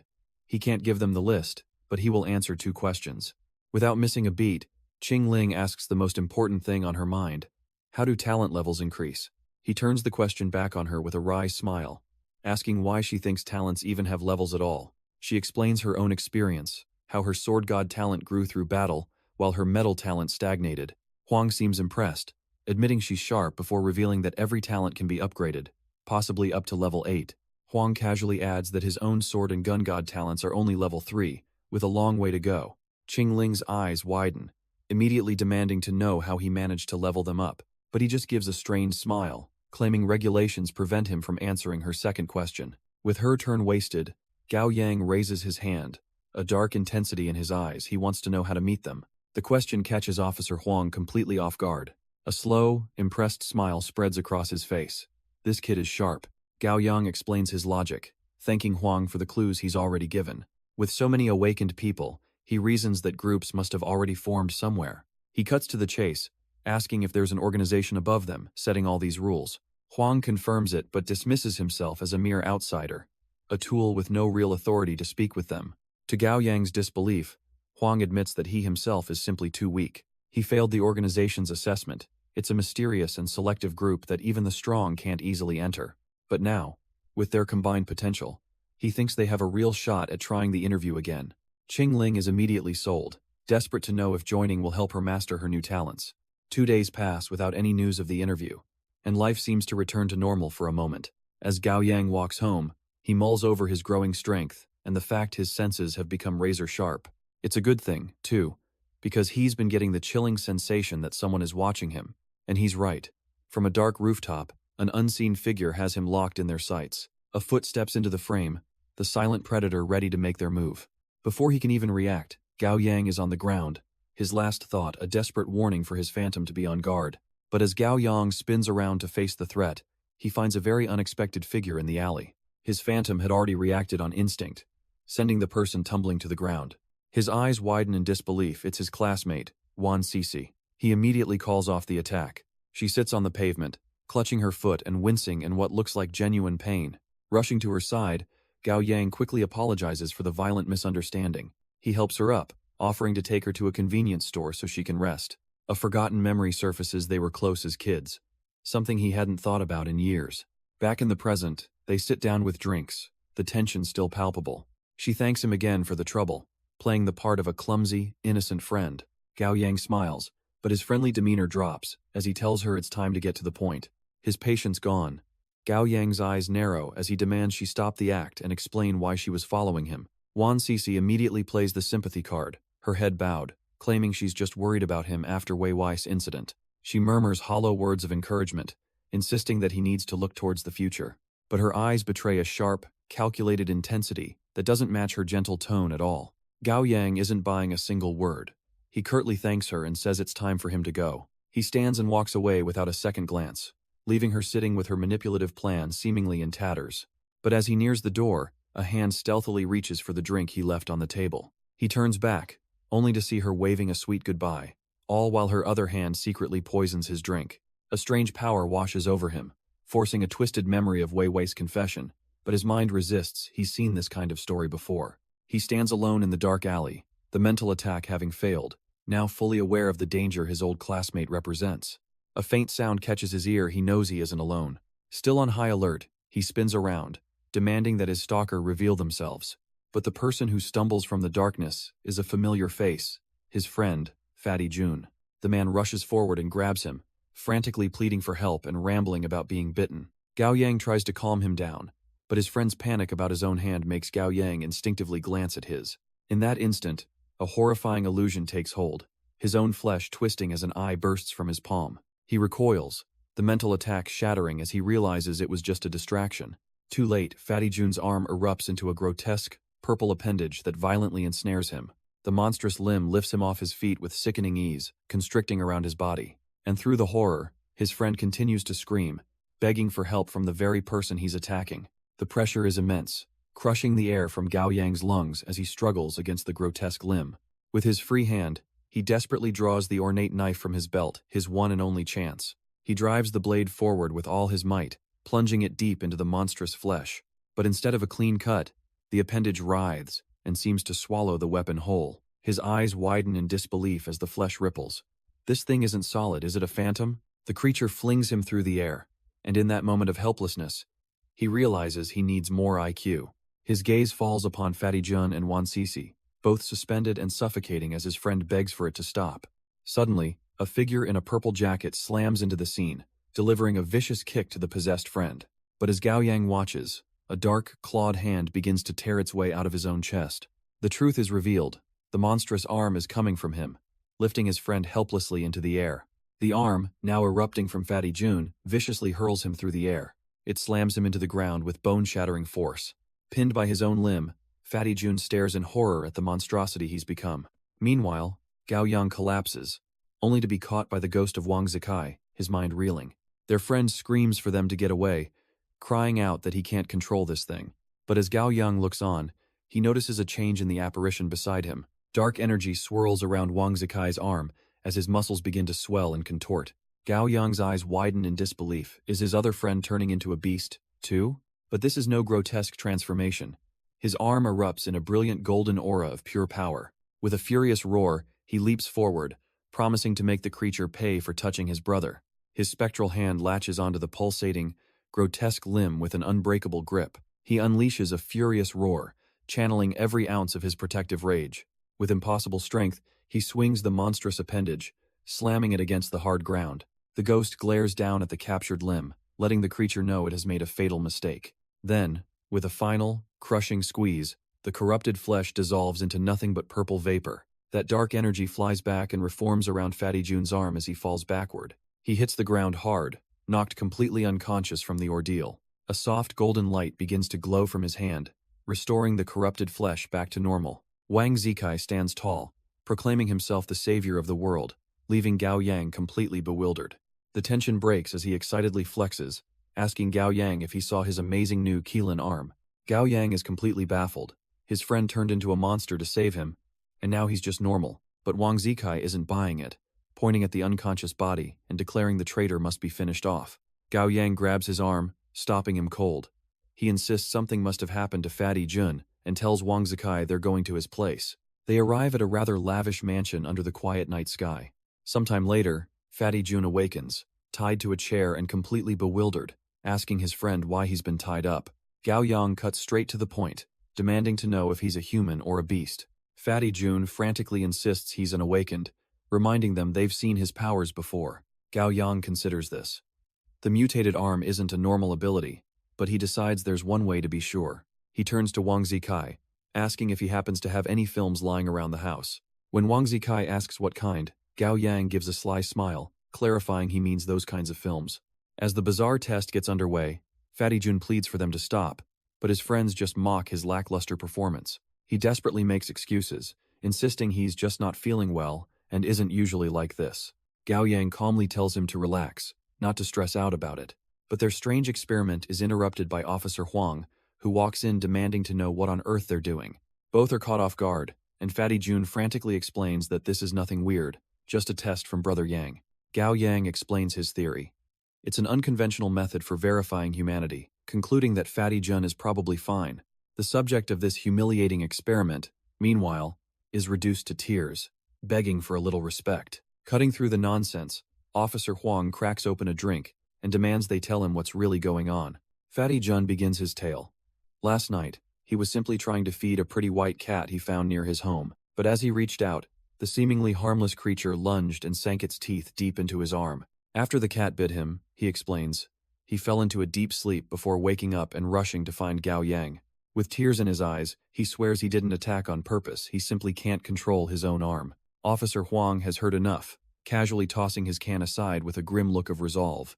In a flash, he pulls a gun, its barrel glowing with a menacing blue aura, aimed right at the terrified Fatty Jun. All rational thought vanishes as Fatty Jun screams for Gao Yang to help him, to stop this. But Officer Huang doesn't hesitate for a second, and a single shot rings out. Fatty Jun braces for the impact, absolutely certain that this is how he dies. A moment passes. He slowly opens his eyes, confused there's no pain. He lies on the floor, a wave of dazed relief washing over him. He's still alive. Gao Yang leans over, telling him to get up, revealing the bullet hole clean through his infected hand. Officer Huang watches, his expression grim as his worst fears are confirmed. Fatty Jun stares at his monstrous hand in disbelief, realizing he felt absolutely no pain. The bullet simply pops out of the tough, purple flesh, clattering harmlessly to the ground. The officer explains that this arm is a beast. Unlike other awakeners, Fatty Jun is transforming, and his humanity is only temporary. That single word, temporarily, sends a wave of pure dread through Fatty Jun. He desperately grabs Gao Yang, begging not to be abandoned after everything they've been through. But the ghost of Wang Zikai appears, coldly advising Gao Yang to reconsider, reminding him that this man is a useless traitor. Fatty Jun furiously refutes the claim, screaming that he's much more useful than the ghost ever was. Before the fight can escalate, Gao Yang's hand clamps down on his shoulder, firmly putting an end to it. Gao Yang lays down a stern warning. The cat caused this, and if the infection spreads, he'll do what's necessary. Officer Huang reluctantly agrees, but only on the condition that they watch Fatty Jun like a hawk. As they walk, he reveals his organization knows of stranger things than just aggressive beasts in the world. He puts a hand on Gao Yang's shoulder, admitting that ever since they met, his sense of normalcy has been shattered. In fact, he feels supernaturally lucky around Gao Yang, joking that it's like a protagonist's aura. Gao Yang just awkwardly brushes it off, saying his ability is literally luck, so of course he's a bit lucky. Right on cue, Officer Huang grins, telling him to look, as some of that good fortune has just arrived. He hands over a small note, and Gao Yang looks at it, a flicker of hope in his eyes. On the paper is a single, crucial clue, an address in the Feiyang district. Arriving at the location, he tells Wan Sisi to give him 3 minutes before they head inside. He closes his eyes and focuses, immediately cashing in on his good fortune and gaining 61 luck points. With a determined look, he decides to risk it all and roll for a brand new talent. The system deducts 30 points, and the unlocking sequence begins, whirring with potential. But the attempt fails spectacularly, and he curses the system for being a ripoff. Still, he gets a surprise bonus of 20 permanent points, and he smugly decides to pump those into luck too. The system shuts that idea down, so he settles for charisma, raising his stats before the session terminates. With his preparations complete, his hand reaches for the metal shutter door, lifting it with a loud clatter. Hes grinning, thinking they're finally about to meet the higher-ups of the organization. But the moment he peers inside, his confident expression dissolves into pure shock. He steps not into an office, but a cavernous, retro-style arcade, a lone voice greeting him from the shadows. With a sharp snap of fingers, the world around them seems to fully activate. Every single arcade machine along the endless rows flickers to life at once. A hooded figure appears under the spotlights, his voice hissing as he asks if they're good to go. His eyes flare with a dangerous red light as he warns them this tryout is set to nightmare difficulty. Gao Yang and a woman beside him brace themselves, guessing the examiner must wield a powerful electric element. Just then, a man in a suit casually strolls in, asking if he's too late for the fun. He calmly tells the woman, Sylvie, to put her blade away. It's literally just video games. She and Gao Yang stare back in utter disbelief. Did he really just say video games? The examiner finally pulls down his hood, revealing a cocky grin and a mop of red hair, introducing himself as Hank. Hank lays out the simple rules. Pick 3 games, beat him twice, and they pass. But then Officer Huang chimes in, admitting with a laugh that he's already lost to Hank 5 times. Gao Yang is just stunned, so when Huang said he was weak, he was talking about gaming? Sylvie, however, has had enough of this farce, drawing her blade and demanding a real fight. Hank just scoffs at her challenge, telling her she's clueless about what real strength is. Then, in a shocking twist, he admits that in an actual fight, they'd all destroy him. Gao Yang can't believe it, this guy is all bark and absolutely no bite. The first match begins, with Officer Huang getting utterly dominated in his own specialty shooter game. Sylvie is next, getting destroyed in a fighter, but now she's hooked and demands another round. Hank agrees to a rematch, but only on the creepy condition that he gets to touch her first, and she accepts. Gao Yang can only watch in horror, thinking Sylvie is sacrificing way too much for this. But before Hank can touch her, her entire demeanor shifts as she grabs him, demanding to know if he has a death wish. He immediately backs down, and after a grueling rematch that ends in a draw, it's finally Gao Yang's turn. Feeling the pressure, he scans the room and decides to bet everything on an old slot machine, and with a confident grin, he hits the jackpot, leaving Hank speechless at his absurd luck. Hank concedes the round, but warns them not to get cocky, they're not in the clear yet. He then reveals the entire tryout wasn't about gaming, but a test of their mental endurance and character. Gao Yang asks if a combat trial is up next, but Hank just tells him to sit tight for orders. As they walk, an old man named Zhang is seen quietly picking through a nearby garbage bag. The suited man scoffs at the pitiful sight, but Hank quietly warns him that if he knew who that man was, he wouldn't dare speak. Hank continues, explaining that old man Zhang was a legendary degenerate who ruined his own life. The irony, he notes, is that this hollowed-out man is now just another lost one.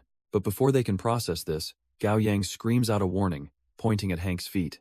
Looking down, Hank finds his leg trapped by strange, glowing green tendrils. The same tendrils have seized old man Zhang, one jamming itself down his throat. His eyes bulge in terror, a muffled chant for human escaping his lips. With a sickening snap, the old man's body begins to violently contort. A pulsing, fleshy mass erupts from his back, bathed in a sinister red glow. It bursts open, revealing a grotesque head made of countless screaming faces and eyes. In a flash, his body is consumed, replaced by a horrifying plant-like demon roaring for a human. Before he can even process the transformation, a tendril snares Hank's leg, yanking him off balance. The monster hoists him into the air, and he screams desperately for it to let him go. Suddenly, a flash of steel slices through the vines as Sylvie calmly warns the beast to keep its distance. Hank crashes to the ground, looking up at his savior, and our boy is absolutely starstruck. But the monster couldn't care less, roaring about its all-consuming hunger. Gao Yang dodges another attack, yelling at his dazed friend to snap out of it. The vine whips past him, wrapping instead around a nearby metal trash can. With a deafening crunch, the creature devours the garbage whole before roaring its true craving it needs humans. Hank stares in shock, finally realizing old man Zhang is a lost one, mutated beyond recognition. But Gao Yang grabs him, demanding to know why he just stood there and didn't use his electric talent. Hank sheepishly explains his power is voice-activated, but Gao Yang isn't buying it, wondering if this guy is just useless. The twisted remains of the metal bin serve as a grim reminder of what happens to anything that gets caught, and old man Zhang's monstrous form roars, its single-minded hunger now focused on them. Dozens of eyes and screaming mouths contort across its flesh, a chorus of pure, ravenous need. Sylvie warns the others that these tentacles are too fast. Their only option is to fight or be crushed. As if on cue, a massive vine whips down, but she's already moved, dodging with fluid grace. She doesn't just evade, she explodes forward, swords flashing as she goes on the attack. But the monster is ready, ensnaring her in a web of tentacles before she can even land a blow. Suddenly, gunshots echo in the alley as bullets rip through the vines, freeing her. The suited man grits his teeth, realizing they're just getting nowhere until Gao Yang, glowing blue, steps up and declares it's his turn. With a surge of blue energy, Gao Yang phases right through a lethal tentacle strike. He throws his hand forward, manifesting a massive pair of phantom scissors in midair. With a single command, he sends the spectral weapon flying straight towards the monster's head. It pierces old man Zhang's skull, eliciting a raw, agonized scream from the creature. Gao Yang lands, his phantom energy swirling around him as he regains his footing. He grits his teeth in frustration. The phantom was too weak, but he's found the weak spot. Seeing her opening, Sylvie shouts for cover and immediately charges towards the wounded beast. She deftly weaves through the storm of tentacles, sword held ready for the final blow. From above, the suited man provides covering fire, his pistol blasting away at the vines. He yells for her to push forward, determined to clear her path to victory. Not waiting for another opening, Gao Yang leaps into the fray, his phantom blade held high. He brings it down hard, slicing clean through one of the monster's thick tentacles. With the beast momentarily distracted, Sylvie sees her chance and dashes in for the kill. But the creature is far from helpless, its mutated flesh pulsing with a sinister red energy. The severed tentacles don't die. Instead, they squirm on the ground like venomous worms. Suddenly, the dismembered limbs shoot up from the pavement like organic javelins. They fly right past Sylvie, who is still charging forward, completely unaware of the new threat. Gao Yang's eyes widen in horror as he screams a desperate warning for her to look out. It's too late.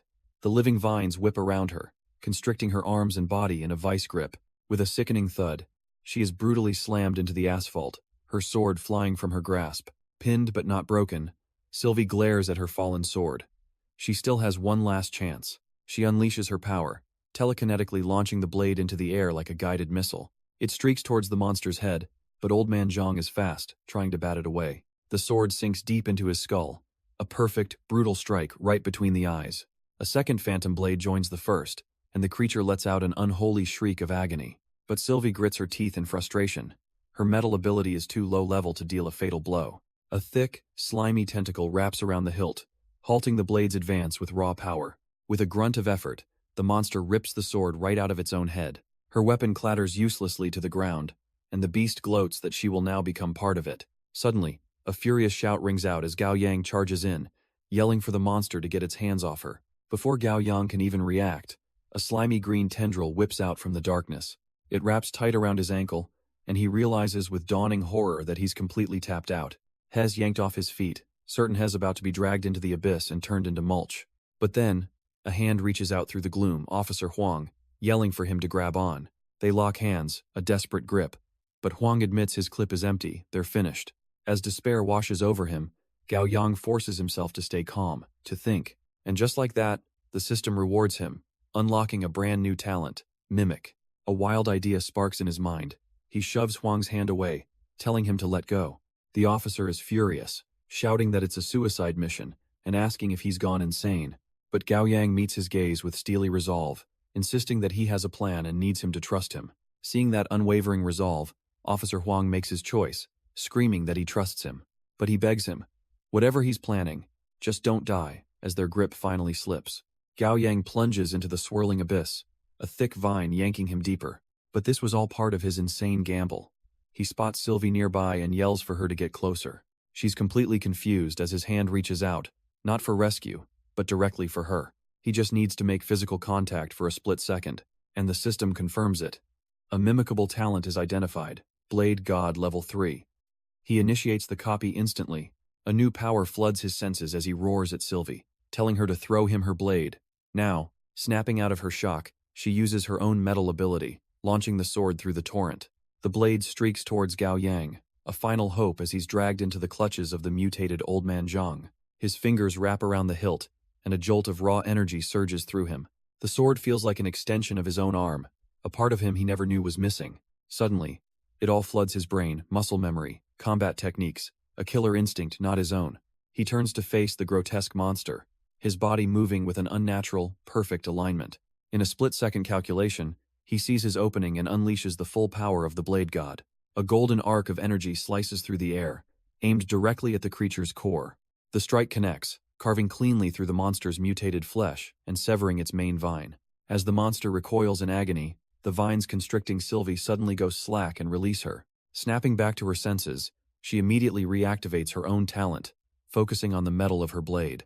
With a flick of her wrist, she calls her sword back, yanking it free from the chaos and into her grasp. And with her sword back in hand, Sylvie unleashes her own furious storm of golden slashes. The monster that was Old Man Zhang is utterly shredded, diced into a dozen pieces.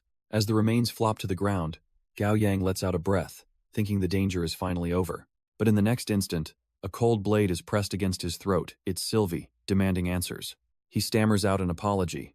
Thinking she's angry he touched her to copy the ability. She cuts him off, her eyes blazing. She doesn't care about that. She wants to know how he has her Blade God talent. Pinned, he explains he wasn't hiding anything. He just awakened a new talent on the spot called Mimic. Officer Huang steps between them, confirming that spontaneous awakenings are real, and Mimic is ranked an impressive number 18. Hearing this, Sylvie's suspicion finally cools, and she lowers her weapon, accepting the unbelievable story. Just then, Hank Wu strolls up to the scene, casually asking if their little monster-slaying adventure means they passed the exam. The group is left speechless. That entire life-or-death struggle wasn't even the exam. Hank Wu scoffs at their naivety, asking if they really think he's some psycho wad design a test like that, announcing that the abomination was too disgusting to even look at. He casually decides he's leaving. As he walks off, Officer Huang calmly tells them to clean up the scene and await news about round 2. Behind them, a cleanup team is already at work, scorching the mutated remains of Old Man Zhang to ash.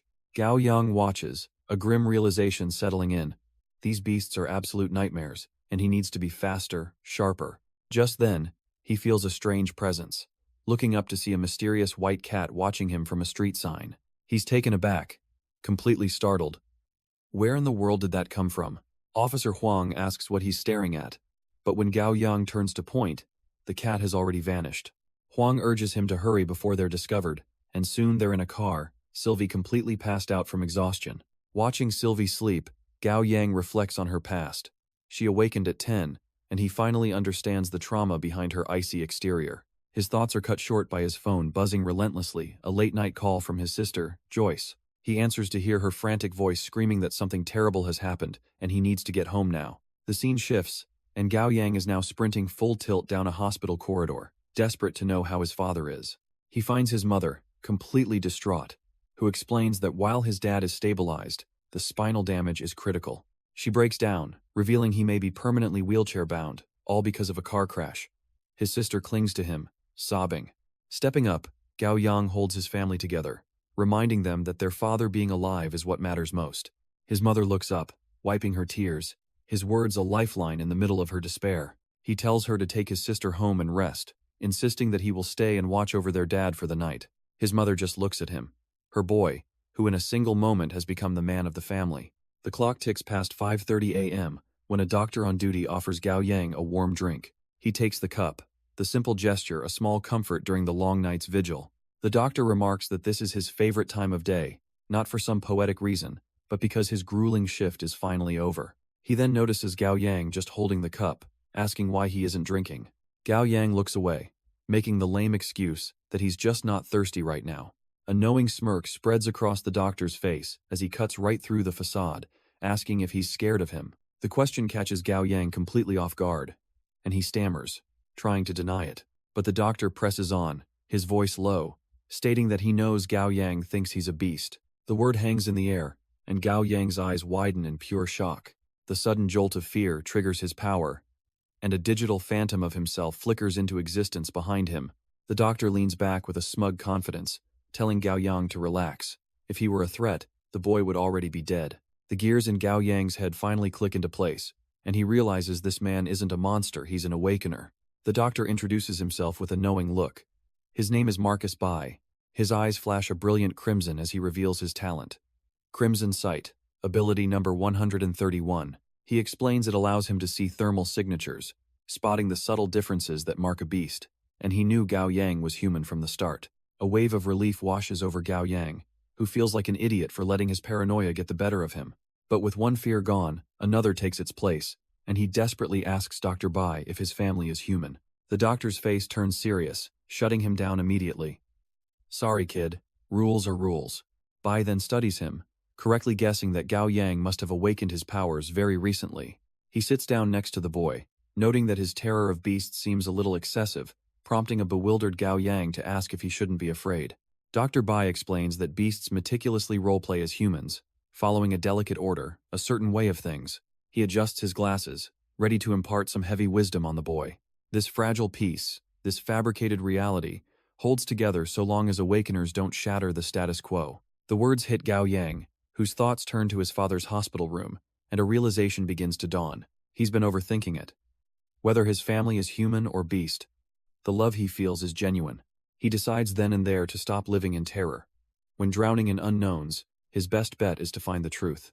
Fired up with new purpose, he bombards Dr. Bai with questions about how beasts even exist and why they hunt awakeners. He presses him, desperately needing to understand what this way and order truly are. But Bai just sighs, noting that the poor kid has been through a lot, but sadly, he's clueless on most of those topics. And even if he did know, protocol forbids him from talking, however, he'll leave him with one final thought. He leaves Gao Yang with a final, chilling thought as he walks away down the sterile hospital corridor. In the grand cosmic scheme, he says, human life is just a brief, insignificant fever dream. The words echo in Gao Yang's mind back in class, where he can only stare out the window, completely zoned out. His brooding is interrupted by a classmate's voice calling his name. It's Wan Cece, who shyly asks if he'd be willing to come to her birthday party this weekend. He has to turn her down, gently explaining that his father is still in the hospital after his accident. She immediately covers her mouth, horrified that she was so insensitive, and finally understanding his recent behavior. Gao Yang tries to reassure her, saying his dad is slowly recovering but still coming to terms with it all. But just as he seems to be thinking it over, a different voice cuts into the conversation. From the desk behind him, Sylvie coolly declares that she'll personally make sure he shows up to that party. Gao Yang is completely stunned by Sylvie's sudden intervention, but Wan Sisi is ecstatic, beaming as she tells them she'll be expecting them both. After she leaves, Sylvie reveals the real reason for her confidence, showing him an interesting card she'd gotten. It's a formal summons for the organization's second-round evaluation, conveniently at the same time and place as the party. The venue is Booty KTV, a flashy, neon-soaked karaoke bar. And so, on Saturday, Gao Yang arrives with a cake in hand, his mind already on what kind of test awaits him. He walks in to find Sylvie already there, sitting alone on a couch, having beaten him there by a mile. Her Ice Queen aura is in full effect, a silent warning keeping everyone else at a safe distance. Across the room, the birthday girl Wan Sisi is chatting with friends when they finally spot him. He approaches with a warm smile, presenting the cake and wishing her a happy birthday, playing his part perfectly. But the pleasantries are cut short by a new voice, some rich kid named Huang, who mocks Gao Yang's humble cake. Gao Yang instantly sizes him up, a well-known school playboy who's obviously gunning for him. The birthday girl, however, is completely oblivious, gushing over how much she loves strawberry cake. Huang lets out a dismissive teach, annoyed that his little jab didn't land as hard as he wanted. So he changes tactics, shoving a microphone at Gao Yang and demanding a punishment song for being late. A wicked grin spreads across his face, confident he's found the perfect way to embarrass his rival. Gao Yang plays along, scratching his head and reluctantly agreeing, asking them to go easy on him if he's bad. He steps onto the stage and pauses for a moment, prompting Juan to heckle him from the crowd. With a drink in his hand, the rich kid sneers, openly wondering if Gao Yang is just tone-deaf. But gripping the mic, Gao Yang's demeanor hardens. Hes known for being a terrible singer, but this time, he has the system. With his eyes narrowed in concentration, he tunes out the world. A beep echoes in his mind as he accesses the system in emergency mode. He asks what stat he needs to not sound terrible, and the system points to charisma. He doesn't hesitate all 30 points. Right now, the enhancement completes, his charisma stat jumping to a staggering 69 as he lifts the microphone to his lips. And then he begins to sing, his voice flowing out, impossibly smooth and melodic. The girls in the crowd are instantly spellbound, especially Wan Sisi, who thinks he sounds even better than the original artist. He finishes his song, gently setting the microphone down. With a humble smile, he thanks them for listening to his little amateur performance.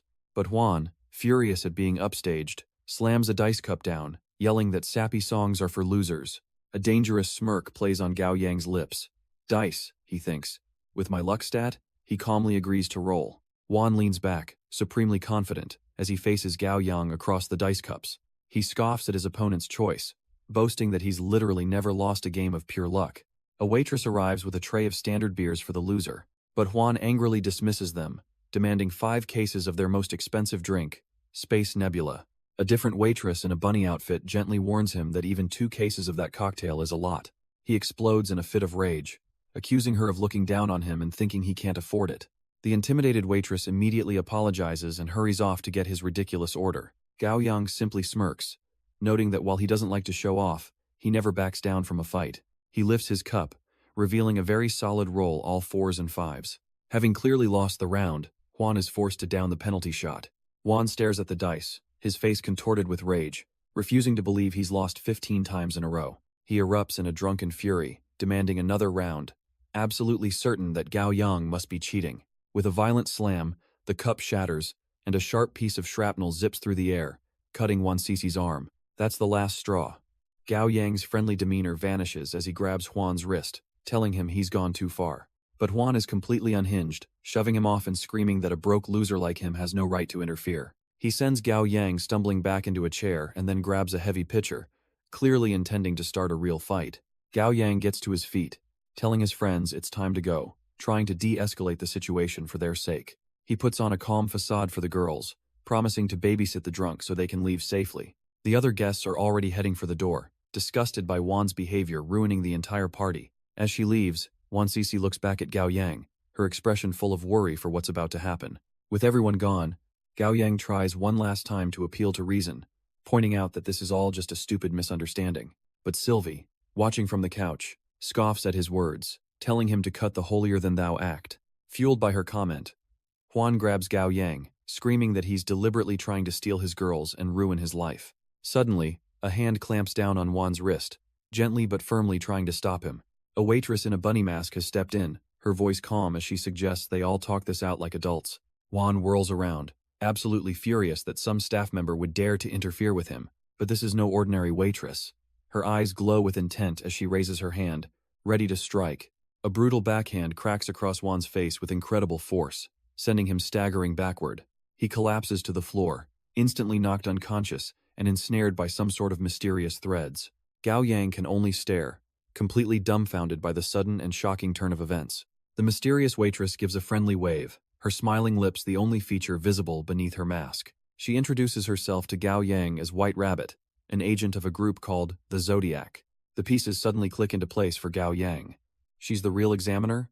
Then Juan was nothing but a failure? White Rabbit's eyes gleam with amusement, confirming that yes, she is the one administering his test. She then gestures down at the unconscious Juan, explaining that he wasn't a rival, he was the exam question. A sharp, gleaming knife appears in her hand as she announces the second part of the test. She presses the weapon into Gao Yang's palm, her command chillingly simple. Execute the lost one.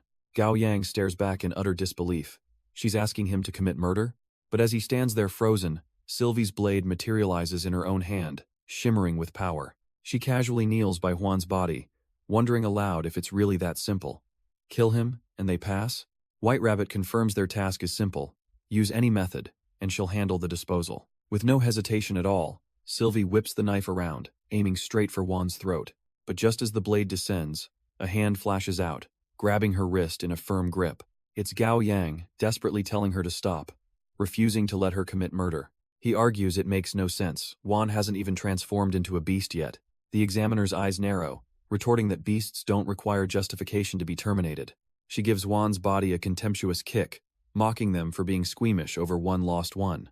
Then, she offers a truly twisted alternative. If not him, how about that girl Celia instead? Gao Yang looks down at the unconscious man. He admits to himself Juan is trash, a walking disaster. A dark thought crosses his mind, maybe it's better to just finish him off while he's passed out. But in that final moment, his mind snaps into focus. Wait, hold on a second. The examiner's words echo in his head. Test number 2, execute the lost one. He realizes the critical distinction. She didn't say beast. This organization separates lost ones from monsters. And with that revelation, the knife clatters onto the table. His path is clear. They kill rage beasts when necessary, but they don't execute lost ones. Sylvie grabs his shoulder in a panic, asking if he's lost his mind. This is their golden ticket. He turns to her, his voice low and urgent. Sylvie, just wait, it's a setup. The examiner's smirk confirms it all. Gao Yang just disqualified himself.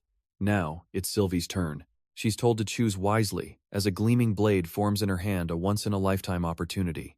Gao Yang can only watch as the full weight of the test now falls upon his friend. Following Gao Yang's lead, Sylvie's resolve hardens. She too refuses to kill him. The examiner turns away, her voice dripping with disappointment, and wishes them luck staying alive. Gao Yang's mind races. Did he completely misread the situation? Did they both just fail? But she stops at the door, turning back for one last question. What's their reasoning for sparing lost ones? Gao Yang steps up, explaining that this world operates on a delicate balance. He then dives into a philosophical tirade. He's shamelessly recycling from Dr. Bai, praying she doesn't catch on. Her eyes widen behind the mask. He just echoed their captain's ideology, almost word for word. With a sharp clack of her heel, the act is over. She announces they've both officially cleared round 2. She then lays out the Zodiac's core tenets, written by the captain himself. Never harm humans, and never harm lost ones. And finally, rule number 3. Absolutely no workplace romances. Break any of these, and you're blacklisted for good. Gao Yang can't help but crack a smile. The first 2 rules are noble. But that third one, what's that all about? Sylvie asks if they're official members now, but the White Rabbit clarifies they're merely on probation until they pass one final test. She holds up an old, simple key. Their mission: find the door it unlocks in the mountain district and retrieve whatever is inside. Gao Yang takes the key, both of them staring at the cryptic, ancient-looking object in his palm. With a final, ominous touch, she warns them to stay sharp out there, because this final trial is deadly serious. He admits to Sylvie that he has a really bad feeling about this. but her resolve is absolute. There's no turning back now. 3 days later, we learn Officer Huang also passed, using police databases to quickly track down the key's location. Gao Yang and Sylvie, now dressed for the field, finally arrive at the remote location by taxi. They step out onto a worn stone path, confirming that this isolated village must be the place. But before they can even get their bearings, a familiar voice calls out, using a name he hasn't heard in ages. Leo. Gao Yang is stunned to see his old buddies Wang Zikai and Fatty Jun, with Officer Huang coolly standing by. Huang explains that he was asked to bring reinforcements for the mission. He casually drops his cigarette, warning them all that this final exam is notoriously deadly and casualties are expected. While Sylvie remains resolved, Fatty Jun is already getting nervous, asking if they're even in the right place. Huang leads the way up a long flight of stairs, explaining that the key could only belong to this forgotten, 30-year-old village. A wave of dread washes over Fatty Jun as he recognizes their destination, the infamous Gu family village. Huang turns, confirming his friend's fear. He's heard the grim stories about this place as well. He recalls that the tragic incident that made this village a ghost story happened about 3 decades ago. Gao Yang, Sylvie, and Wang Zikai are completely lost, demanding to know what has the other two so spooked. With a grave expression, Huang delivers the chilling truth. This village was the site of a full-blown massacre. Huang begins to recount the village's terrifying history. 3 decades ago, a family of 5 was brutally slaughtered. Their bodies were dismembered, the parts scattered across the entire settlement for all to find. But the horror didn't stop there. Less than 2 weeks after the murders, police arrived to investigate, only to discover that all 53 of the remaining residents had vanished without a trace. With the grim story told, Huang stands before the village entrance, ready. He takes the key they found, its purpose now chillingly clear, and inserts it into the ancient lock. With a heavy click, the gate creaks open, revealing the tense faces of Gao Yang and Sylvie behind him. Stepping inside, Huang orders everyone to lock the gate and remain on high alert. Gao Yang's own instincts are screaming, certain that this village's dark past is tied to the beasts. But Wang Zikai just grins, telling a terrified Fatty Jun not to worry, because he's got their backs. As they stand in the cursed village, Gao Yang racks his brain, trying to recall his mission. But a sudden, faint rustle cuts through the silence, and his eyes snap wide. An unnatural wind begins to swirl through the abandoned square, kicking up dust and debris. The entire team tenses up, their confident facades cracking as they stare into the gloom. All eyes are drawn toward an old stone well at the center of the village. A thick, inky mass of what looks like wet black hair begins to slither out from its depths. Fatty Jun, predictably, is the first one to break, letting out a horrified shriek. He panics and turns to run, but Gao Yang shouts for him not to move an inch. It's too late.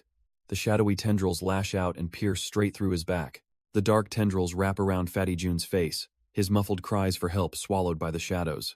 He's hoisted into the air and dragged helplessly toward the gaping maw of the ancient well. Gao Yang screams his friend's name, a look of pure fury and desperation on his face. He lunges forward, stretching out a hand to try and intercept him, but the tendrils are just too fast, yanking Fatty Jun just out of his desperate reach. In a last-ditch effort, Fatty Jun's fingers scrape against the stone, finding a momentary grip. He clings to the edge of the well, pleading for anyone at all, to save him. Suddenly, Wang Zikai bursts into motion, telling everyone to stay calm. He's got this. In a flash, his hand shoots out and firmly grabs Fatty Jun's, pulling him back from the brink. But his heroism is short-lived as the shadowy tendrils wrap around him too, yanking both men into the air. Wang Zikai roars in defiance, his rage directed entirely at the creature for daring to touch his friend. As they're pulled closer to the darkness, Fatty Jun can only scream for him not to let go. Just then, 3 sharp cracks of gunfire echo through the courtyard. The enchanted bullets slam into the mass of hair but are swallowed without a trace. Officer Huang grits his teeth in frustration, seeing his attack was completely useless. Stepping forward, Gao Yang tells Sylvie it's their turn as he mimics her blade god talent, a phantom sword materializing in his hand. With a shared resolve, they both leap into the fray, launching themselves toward the well. They land perfectly, swords drawn, ready to face the swirling vortex that has consumed their friends. But just as suddenly as they were taken, Fatty Jun and Wang Zikai are spat back out, confused but alive. Before anyone can celebrate, a dark rustling from within the well signals the fight is far from over. A massive whip of black hair erupts, lashing out and forcing everyone to scatter. Gao Yang stares in disbelief, wondering what kind of monster they're even dealing with. Sylvie shouts a warning, her own blade ready as the shadowy tendrils descend upon them. The attack narrowly misses Gao Yang, who feels the rush of air from the near-fatal blow. The others dodge wildly, noting that the fluid whips are hard to hit and seem to have terrible aim. But as another tendril slams into the stone floor, Gao Yang realizes it's not aiming for them at all. His eyes widen with a terrifying thought. He knows what the creature is actually trying to do. He screams a final, desperate warning for everyone to run. The entire place is caving in. The ground shatters beneath them, and the whole team is sent plummeting into the abyss. Consciousness returns with a throbbing headache, and Gao Yang's mind races. Did they just fall into the underworld? He opens his eyes to find himself sitting on a dirt road in a quiet, sunlit village. Sylvie is already awake nearby, tending to a small wound. Her focus sharp as she notes this place feels deeply wrong. Getting to his feet, Gao Yang wanders over to a large stone marker, confirming they're at the entrance to the Gu family village. But the logic is breaking his brain. They fell underground. So how did they end up here? And how did night turn into day? Sylvie pulls out her phone to check. The screen is shattered and the signal is dead, but the clock is still working. She looks from the bright, sunny sky to her phone's display, confirming it's still evening. This place, she concludes, is just insane. Before they can process it all, an old villager approaches, casually asking if they're here for the funeral viewing. Gao Yang stammers out an agreement, his mind reeling. There are people here? And they're alive? The old man points them towards the ancestral shrine, explaining the village just lost someone. It's a real shame, he adds, how Henry's entire clan of 5 was carved to pieces overnight. He continues walking, mentioning grimly that the severed head was mounted right on the village boundary stone. Gao Yang's eyes snap to the blood on the marker, realizing it's fresh splatter with zero erosion. This isn't some old forgotten stain. This happened recently. He asks Sylvie if any of this horrific story rings a bell, and her face pales as she connects the dots to a cold case. They've just warped 30 years back in time, landing right in the middle of the village's most infamous massacre. The once silent village is now teeming with people, gathered for what is clearly a funeral. It sinks in for Gao Yang and Sylvie. They've landed at ground zero, just after the slaughter. Suddenly, a familiar voice cries out as Huang tackles Gao Yang in a relieved hug. He's ecstatic to see his friend alive, and is immediately asked where the others are. Right on cue, Han Shujun and the stoic officer Huang emerge, confirming the whole team is accounted for. But any sense of relief evaporates as Huang gravely announces they have a serious problem. He explains they've tried to leave, but no matter which way they go, they hit an invisible wall. The entire team stands before a shimmering, watery barrier, realizing they are utterly trapped. Gao Yang, however, keeps his cool, pressing his hand against the barrier and telling everyone not to panic. The path forward becomes clear. To escape, they must solve the very massacre that made this village vanish. Officer Huang reels from the revelation their test is to crack this 30-year-old cold case. With unshakable resolve, Gao Yang confirms it's their final trial and their only way out. The group walks toward the village, their first step to pay respects and hunt for clues. They're immediately met by a somber funeral scene, where 2 men are taking names and donations. The villagers look up, surprised to see outsiders, and ask if they knew the deceased. Thinking fast, Officer Huang flashes a badge, declaring he's a detective here to investigate. The villager's demeanor changes instantly, shaking Huang's hand and begging him to bring the family justice. With their cover story accepted, the team steps into the quiet, sorrowful funeral hall. Gao Yang's gaze cuts through the crowd, locking onto the memorial at the front. A black and white photograph of a father and his 3 sons stares back the victims of the massacre. After settling in, Officer Huang cuts to the chase, asking if anyone else noticed something odd.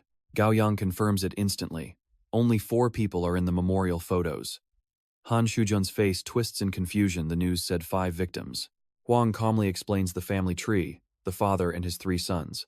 The person missing is the eldest son's new wife. He reveals she married into the family on the very night of the massacre, and more chillingly, there are no records of her identity whatsoever. The bodies were hacked to pieces, with the bride's head never found. Just as the horror sinks in, a cheerful villager arrives with their meal. Suddenly, the table is covered in an overwhelming, almost suspicious, spread of meat dishes. Gao Yang stares at the feast, his mind reeling with questions about how one person could commit such butchery, let alone make a village disappear. While the team processes the grim reality, Wang Zikai seems completely unaffected, already digging into the food. He shoves a mouthful in, wondering aloud why nobody else is eating while the food gets cold. Officer Huang shoots him a dead-eyed stare, his response a cold and simple "not hungry." Sylvie and Han Shujun agree, their appetites gone, remarking that only Wang Zikai would have the stomach for this feast. But their mockery dies in their throats as his face suddenly goes pale, his cheeks puffed out in a silent scream. He lurches forward, violently vomiting whatever he just ate all over the floor. Officer Huang is immediately at his side, asking what's wrong as Wang Zikai weakly mutters about his stomach feeling strange. But then Huang's eyes snap wide with sudden dawning horror. He shouts for the others to look, and they see it too. Not food, but a writhing pile of worms spilling onto the floorboards. Sylvie glances around in disgust, only to see the other villagers, their faces now monstrous and decayed, happily eating. Her eyes dart back to the feast on their own table, and the illusion shatters completely. Every plate is a squirming mass of maggots. Gao Yang feels his own gorge rise, horrified that these specters can't see the truth. But Huang orders him to stay cool. Forcing a strained smile, Gao Yang turns to the ghoulish villagers, assuring them his friend is fine, just a sensitive stomach. Supporting his sick friend, Gao Yang notes with disgust that the villagers are like zombies, completely unfazed by the horror on their plates. He grabs Han Shujun, insisting they need to crack this case fast to escape. But Han Shujun is lost. How can they solve a 30-year-old mystery? Gao Yang's eyes narrow with an idea. There's only one logical place to start. He turns to Officer Huang, declaring their next destination, the original crime scene. The team arrives at a dilapidated house, sealed off with ancient police tape and choked with cobwebs. Gao Yang steps up to the old weathered door, ready to breach the seal. Han Shujun stares in disbelief, his voice shaking as he asks if they're really going into an active murder scene. But Gao Yang is resolute, telling him this is the only path forward, the only way out of this nightmare. The door creaks open, and Wang Zikai peers inside, cutting through the thick darkness with a flashlight beam. One by one, the entire group follows Gao Yang inside, descending into the heart of the decades-old mystery. The aftermath of the original murder is even more brutal than they imagined. This was a slaughter. Officer Huang begins to recount the initial investigation, recalling a top forensics expert he'd brought in. Even that expert was baffled, concluding the victim was cleaved by a single blow of inhuman strength. He turns to Gao Yang, his voice low, stating with conviction that no normal person could have done this. The chilling truth dawns on them. The killer was a beast, a possibility Huang couldn't even fathom back then. This revelation sends Han Shujun into a panic, terrified they're next on the chopping block. Sylvie, however, just smirks, her blade igniting as she calls a beast an easy target, you just kill it. But Gao Yang holds them back, insisting they need to identify what kind of monster they're hunting. Officer Huang takes the lead, explaining to the group that there are 4 known types of beasts. He notes they've already faced wrath and delusion beasts, but 2 others remain: greed and obsession. First, he explains, are greed beasts, also called assimilators, parasites that hijack human bodies. Then there are the obsession beasts, known as observers, but beyond that, even his knowledge is limited. Han Shujun is already panicking at the sheer variety, while the ever-cocky Wang Zikai scoffs that, with his power, it doesn't matter. Sylvie, however, thinks like a true warrior, realizing she'll need to adapt her fighting style for each type. But Gao Yang cuts through the chatter with a chilling hypothesis. What if their killer is one of these unknown beasts, and the one trapping them here? Sylvie immediately grasps the implication: if they kill the beast, they're free to go. Just then, a sharp knock echoes from the front door, and Officer Huang instantly draws his pistol, demanding to know who's there. The door creaks open to reveal a weary old villager, who introduces himself as Cain Fourth Uncle, claiming they met that morning. Huang cautiously asks what he's doing at a crime scene in the middle of the night, as the group gathers around him outside. The old man explains he and the victim's family go way back, and that he couldn't speak freely earlier, but now, he's ready to reveal the truth. The old man leans in with a grim certainty, declaring that the killer is one of their own villagers. Officer Huang, ever the skeptic, immediately demands to know what evidence he has for such a claim. The villager begins his tale, recounting the night the family was massacred, their bodies strewn about. But he points out one chilling, unnatural detail. Every single dog in the village was dead silent. Gao Yang presses him, asking if he suspects anyone, but the old man can't imagine who would do it. He suddenly grabs Huang's hand with a desperate strength, his eyes pleading. He begs the officer to uncover the truth, placing all his hope in their investigation. But in that very instant, a violent slash rips through the air, and the entire group reacts in shock. Han Shujun screams in pure terror, calling out for Leo. Gao Yang looks down in horror, his eyes locked on a monstrous, scaly hand wrapped in dark energy. The old villager looks up, his monstrous arm on full display, and asks why everyone is staring at him. He seems genuinely confused, even hurt, wondering if they actually believe he's the killer. Gao Yang quickly tries to defuse the situation, forcing a smile and blaming the tense atmosphere. He glances back at his team, quietly signaling for everyone to just take a breath and stand down. But Leo is ready to leap forward until Sylvie physically holds him back, reminding him that their leader gave the order. A wave of pain hits the old man as his transformation fades, and he cries out that he wants to find the real killer more than anyone. He turns and shuffles away, leaving Gao Yang to wonder why a clear beast isn't trying to tear them apart. He explains to Leo that the man has zero killing intent. He's a lost one, and attacking him now would be a disaster. Sylvie is baffled by this. The symptoms are there, but the rampage is missing. It makes absolutely no sense. Gao Yang then begins to lay out his new theory, suggesting beasts have an internal switch that flips between their two sides. He explains that beasts are living creatures. They age, they get sick, their bodies break down, and for this old man, the switch is probably just busted. But Leo and Han Shujun are tired of theorizing. They're here to find a killer, not stand around talking. Sylvie agrees, stepping forward with her blade. The simplest plan is to just force the real killer out into the open. Leo thinks that's a great idea, they can just hit every house. But Gao Yang cuts him off, realizing that if they're wrong, the lost ones won't even react. A sudden thought strikes him. He turns to Officer Huang, asking for a very specific, very important piece of information. He needs to know the exact date the entire village vanished in the real world. Huang thinks for a moment he's pretty sure it was right after the funeral. The funeral is tomorrow. A wave of shock hits Huang as the implication sinks in. Gao Yang decides they need to hole up for the night and conserve their strength. But he has one critical thing he must verify first. With their leader's orders set, the team finds an abandoned house to crash in for now. As the others cram onto a bed and drift off to sleep, Officer Huang sits guard, pistol in hand, his mind racing. But for some, sleep is a luxury they can't afford in this cursed place. Gao Yang is startled awake as a hand gently grabs his arm. Still groggy, he turns, thinking it must be Sylvie. His eyes meet hers, wide awake in the dim light. He asks why she's still up, confused. Sylvie admits that even with her eyes closed, her mind is racing. She's too stressed to truly sleep. He understands completely. Had hoped they could both get some real rest, but she's just as scared as he is. She tries to brush it off, insisting she's about to pass out any second now. Instead of arguing, he simply pulls the blanket up over her shoulder. With a soft touch, he wishes her good night, a quiet moment of calm in the storm. The night's fragile peace is shattered by an 11 o'clock alarm on a cracked phone. Gao Yang jolts awake with grim purpose, announcing that their time is up. Armed with a shovel and a flashlight, he ventures deep into the oppressive darkness of the woods. The rest of the team follows, completely baffled as Sylvie asks what he's trying to confirm. He turns to them, his gaze steely, declaring he's about to solve the mystery of Gu Village. His plan leads them straight into an eerie, overgrown cemetery, and Han Shujun is already panicking. Officer Huang's eyes widen in disbelief, realizing the grim nature of Gao Yang's intentions. Before he can even voice his objection, a shovel plunges deep into the cold earth. Standing beside a tombstone, Gao Yang confirms their worst fears. They're digging up graves. Han Shujun is sweating bullets, asking if this horrifying act is truly worth whatever they might find. Seeing Han Shujun paralyzed by fear, Gao Yang scoffs and shoves him aside, declaring he'll do it himself. With a heavy thunk, his shovel bites deep into the desecrated ground. He works relentlessly, tossing aside clumps of earth in the dead of night. Each strike against the soil echoes the grim determination in his heart. Soon enough, their morbid labor bears fruit, as a heavy wooden coffin is fully unearthed. But Gao Yang isn't celebrating. He just stares ahead coldly and orders them to get ready for the next one. Wang Zikai, desperate to end the suspense, volunteers to rip the coffin open immediately. But Gao Yang quickly stops him, insisting they must do this his way. He wedges the sharp end of the shovel into the lid seam with a soft clack. With steady pressure, he begins to pry it open, revealing the darkness sealed within.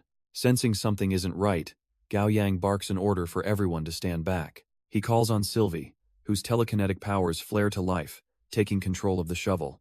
Wang Zikai scoffs at the paranoia, but Gao Yang insists it's better to be safe than sorry. With a loud creak, the shovel pries the heavy wooden lid upward from a distance. Then, with a final surge of force, the lid is torn completely off, landing with a heavy bam. Han Shujun immediately recoils, a hand flying to his mouth in utter shock. The rest of the team stares down as a strange blue mist spills out from the grave. But inside is just a pile of bones, making Wang Zikai wonder what all the fuss was about. Sylvie, however, realizes something is horribly wrong. These people only died 10 days ago. Officer Huang agrees, noting they're picked clean to the bone, far too fast for natural decay. Officer Huang turns to Gao Yang, his suspicions grimly confirmed. The truth hits Gao Yang like a ton of bricks. They didn't travel back in time at all. This desolate place is the real Gu family village, which vanished 30 years ago. The others are horrified. If this is the real one, what was that illusion they just escaped? Gao Yang explains that the village they started in was a fake, a perfect copy of the original. Intrigued, Officer Huang presses him for more details on what tipped him off. He runs a hand over the ancient, decayed wood, calculating the timeline. They're less than 2 weeks from the murders. But Gao Yang points out the paradox: this place looks like it's been abandoned for decades. He thinks of the old man, a broken machine kept alive by some dark force, transforming on autopilot. Wang Zikai's ghost just floats there, completely lost, admitting he can't follow any of this. Gao Yang lays out the grim reality. This entire village is stuck on a horrifying repeat. For 30 years, they've been trapped in a cycle of massacre, burial, and rebirth. He insists their only way out is to figure out the exact moment the entire loop resets. But before they can even process this, a low, guttural growl echoes through the house. Officer Huang immediately moves to the window, peering out into the darkness. A monstrous, decaying face with burning red eyes stares right back at him. He realizes with dawning horror that it's not just one. An entire horde of the twisted villagers is shambling towards their hiding spot. They're completely surrounded, the grotesque faces pressing up against the glass. Fatty June loses it, demanding to know what in the hell these things want with them. But amidst the chaos, it all clicks for Gao Yang. The loop is tied to the night of the murders. He realizes Henry's family wasn't taken down by some lone beast in the woods. No, the entire village, twisted into monsters, had descended upon them. Sylvie draws her sword, a grim realization dawning on her. 5 of them, 5 dead family members, a perfect match. And that swarm outside isn't just wandering aimlessly. They're here to slaughter them all. Fatty June starts to panic, screaming that they need to run. But Sylvie coldly tells him it's already too late. Officer Huang agrees, cocking his pistol with steely resolve. Stepping outside would be an even faster death. Taking command, Gao Yang orders Fatty June to cover the back window. Officer Huang rallies Sylvie and Hank Wu, telling them they're holding the front. And as the horde closes in, Gao Yang calmly lights a cigarette, bracing for the inevitable fight. He flicks on a bare bulb, illuminating the grim scene inside. Gao Yang explains that while light won't stop them, they at least need to see their enemy.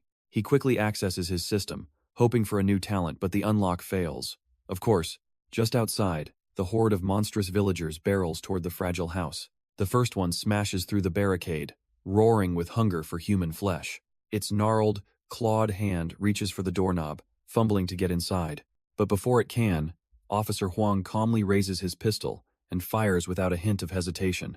The bullet finds its mark, blasting through the creature's head and staggering it. Seizing the opening, Sylvie explodes into motion, a whirlwind of deadly grace. With a swift, arcing slash, she tears through the monster's chest, ending it instantly. But as the adrenaline surges, Wang Zikai looks down, wondering why his hands are trembling. Officer Huang's sharp voice cuts through his daze, demanding he pull himself together. Annoyed at his own weakness, he clenches his fist, turning fear into rage. With a defiant roar, he finally unleashes his pent-up frustration. He lunges forward, smashing a monster back into the crumbling barricade. But their reprieve is short-lived, as another creature claws its way through the splintered wood. Sylvie warns the others that the makeshift defense is about to give way completely. And right on cue, the entire barricade shatters as 2 hulking beasts burst inside. Officer Huang immediately engages one, holding it at bay as Sylvie prepares to strike. But another one lunges past them, its starving eyes locked directly on Wang Zikai. Wang Zikai is slammed against a cabinet, the impact rattling his bones. Before he can recover, the creature sinks its teeth deep into his shoulder. He lets out a raw scream of agony as blood bursts from the wound. But in that moment of pure pain, something inside him finally breaks. He grabs the monster's head, channeling all his fear into a crushing grip. Bones crack and teeth shatter as he squeezes with terrifying force. A cold, determined look replaces the panic in his eyes. With his free arm, he forms a sharp hand blade, ready to strike. He swings it down with a furious roar, a perfect arc of destruction. The chop connects, brutally smashing the monster's head against the wall. But the man who rises is not the one who fell. He stands transformed, a hulking figure of pure muscle. Gao Yang stares in disbelief, barely recognizing his friend as he whispers the name Kaiser. Even Sylvie senses it. Gripping her sword tightly, something is fundamentally wrong with him. With a grim expression, Kaiser declares that his buddy's friends are his friends, too. His body erupts with a golden aura, and he roars out a promise. Nobody touches his friends. As if on cue, the wall shatters, and a horde of infected villagers pour in, screaming for human flesh. Unfazed, Kaiser turns to the swarm, his eyes burning with rage as he promises to deal with every last one of them. He meets the first monster with a cataclysmic punch, bellowing a single command: "Get out!" The force of the blow sends the entire wave of creatures flying backward, a screaming tide of bodies. Gao Yang can only watch as Kaiser walks out into the chaos, desperately yelling for him to stay inside. From the doorway, Gao Yang can only scream at the impossible odds. There are just too many of them. But Kaiser is a force of nature, his fist smashing into the first creature with bone-shattering impact. He drives his arm clean through its torso, ending it in a single, brutal motion. Hoisting another monster into the air, he roars for the entire horde to quiet down. Then, with a sickening snap, he breaks its back over his shoulder, without a second thought. He stands alone amidst the fallen, a solitary wall against a tide of infected villagers.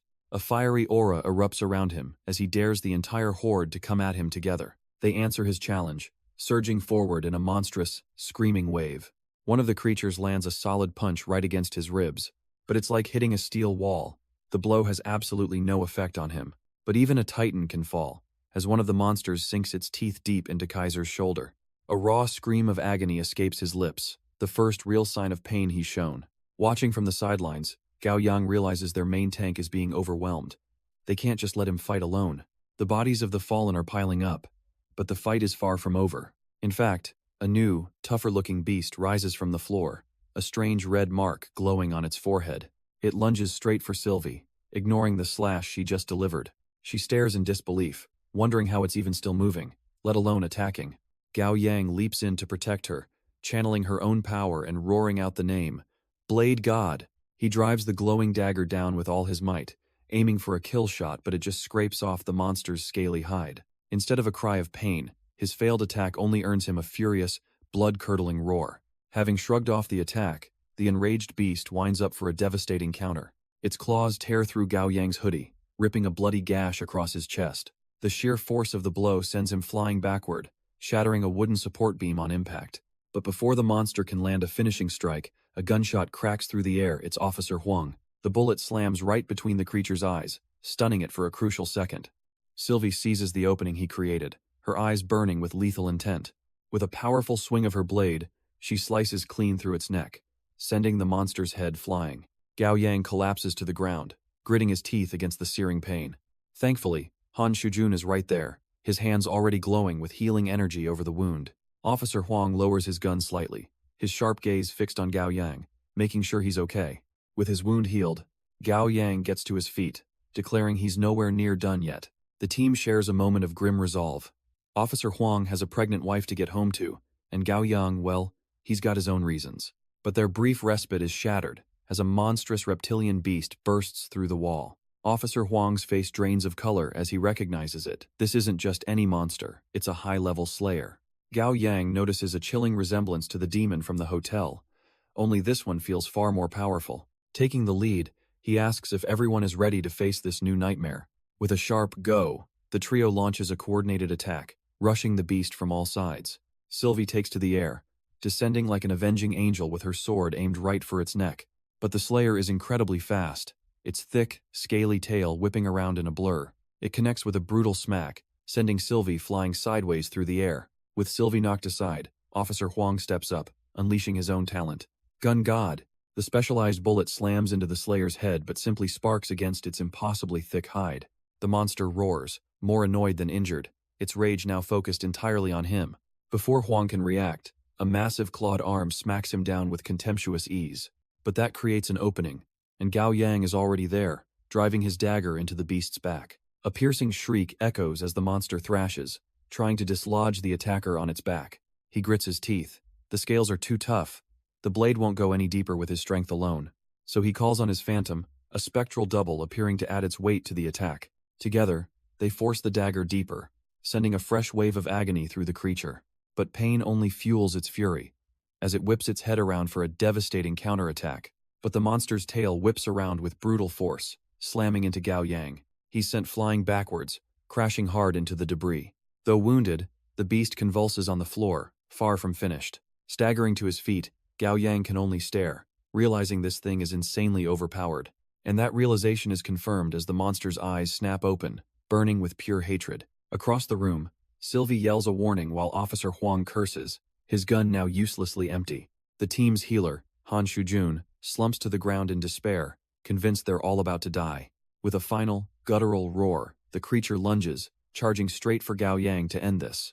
But just as it's about to strike, the dagger in its back erupts, sinking deeper on its own. The monster's claws freeze inches from his face. Its attack suddenly and inexplicably stopped. Gao Yang can only stare in disbelief at the frozen claws inches from his face. His eyes drift upward, his confusion turning to utter shock. A hulking figure has manifested from the monster's back, asking him if he's seriously still a virgin. Stunned, Gao Yang stammers out a yes, completely flabbergasted by the timing.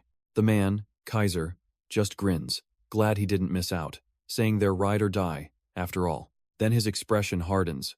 With a roar, he grabs the monster's limbs. He unleashes his full strength, brutally tearing the creature's arms right out of their sockets. The monster lets out an unearthly shriek as its body is ripped apart. But Kaiser knows this tank isn't dead yet. He has to get in close to finish the job. Grasping its core, he clenches his fist, determined to crush it into nothing. With a sickening crunch, Kaiser obliterates the monster's core, its lifeless body slumping to the ground. Officer Huang and Sylvie scan the carnage, confirming to each other that it's finally over, they're all dead. The battle won, the adrenaline fades, and Kaiser's body finally gives out, slumping forward in exhaustion. Gao Yang cries out his name, his brief moment of relief shattered. He lunges forward just in time to catch his friend as he collapses to the ground. Kaiser looks up, a pained, self-deprecating smile on his face, admitting he thinks he really screwed up. What a joke he felt like he had the protagonist's plot armor handed to him and still managed to fail this badly. His voice grows weak, admitting he can't go on anymore, he just needs to close his eyes for a second. Panic seizes Gao Yang as he screams at Kaiser, telling him not to, you dare pass out. He begs him to hang on, to stay with him, his desperate cries echoing in the ruins of their battle. Holding his friend's limp body, Gao Yang screams at Han Shujun to snap out of it and get over here and help. The healer rushes to his side, but his eyes fixate on the two monstrous arms still embedded in Kaiser's chest. He looks up at Gao Yang, his face pale with dread, explaining there's no way he can heal a wound like this. With no time for debate, Gao Yang roars back that if that's the problem, then they need to come out. He grits his teeth and, with a brutal heave, rips the jagged foreign limb from his friend's torso himself. Tossing it aside, he immediately turns on Han Shujun, his voice cracking as he screams at him to heal Kaiser now. A soft turquoise light emanates from the healer's hands as he pours his energy into the gaping wound. But something's wrong. Gao Yang watches in horror as the flesh refuses to mend, yelling at him to focus. Han Shujun is sweating bullets, his face a mask of pure panic. He's trying, but his power is doing nothing. And all the while, Kaiser lies there, a faint, resigned smile on his face as he slips further away. Wiping away tears, Han Shujun swears he's trying, but the damage is just too great. Gao Yang grabs him, desperate, screaming at him to keep going. He's not gone yet, but a heavy hand lands on his shoulder, and a voice tells him to please just stop. Officer Huang's expression is grim, his words quiet but final. Has gone. The world seems to fall away as Gao Yang stares down at Kaiser's lifeless body. He can't believe it. Has really, truly gone. And his mind drifts back to the first time they ever spoke. Kaiser, all charm and swagger, had heard of his skills and wanted to duo. Head sealed the deal with a confident thumbs up, promising they'd be an unbeatable combo. Memories of their easy friendship rush in, a stark contrast to the silent tragedy before him. He remembers Kaiser chiding him, always pushing him to be stronger. And in his final moments, Kaiser's last thought was clear. He knew they were truly brothers. But back in the present, Gao Yang tries to convince himself this twisted game is finally over. He tells himself there's no reason to grieve, so then why does it hurt so much? The others watch on, Sylvie acknowledging that in the end, it was a beast who saved them. But Officer Huang corrects her.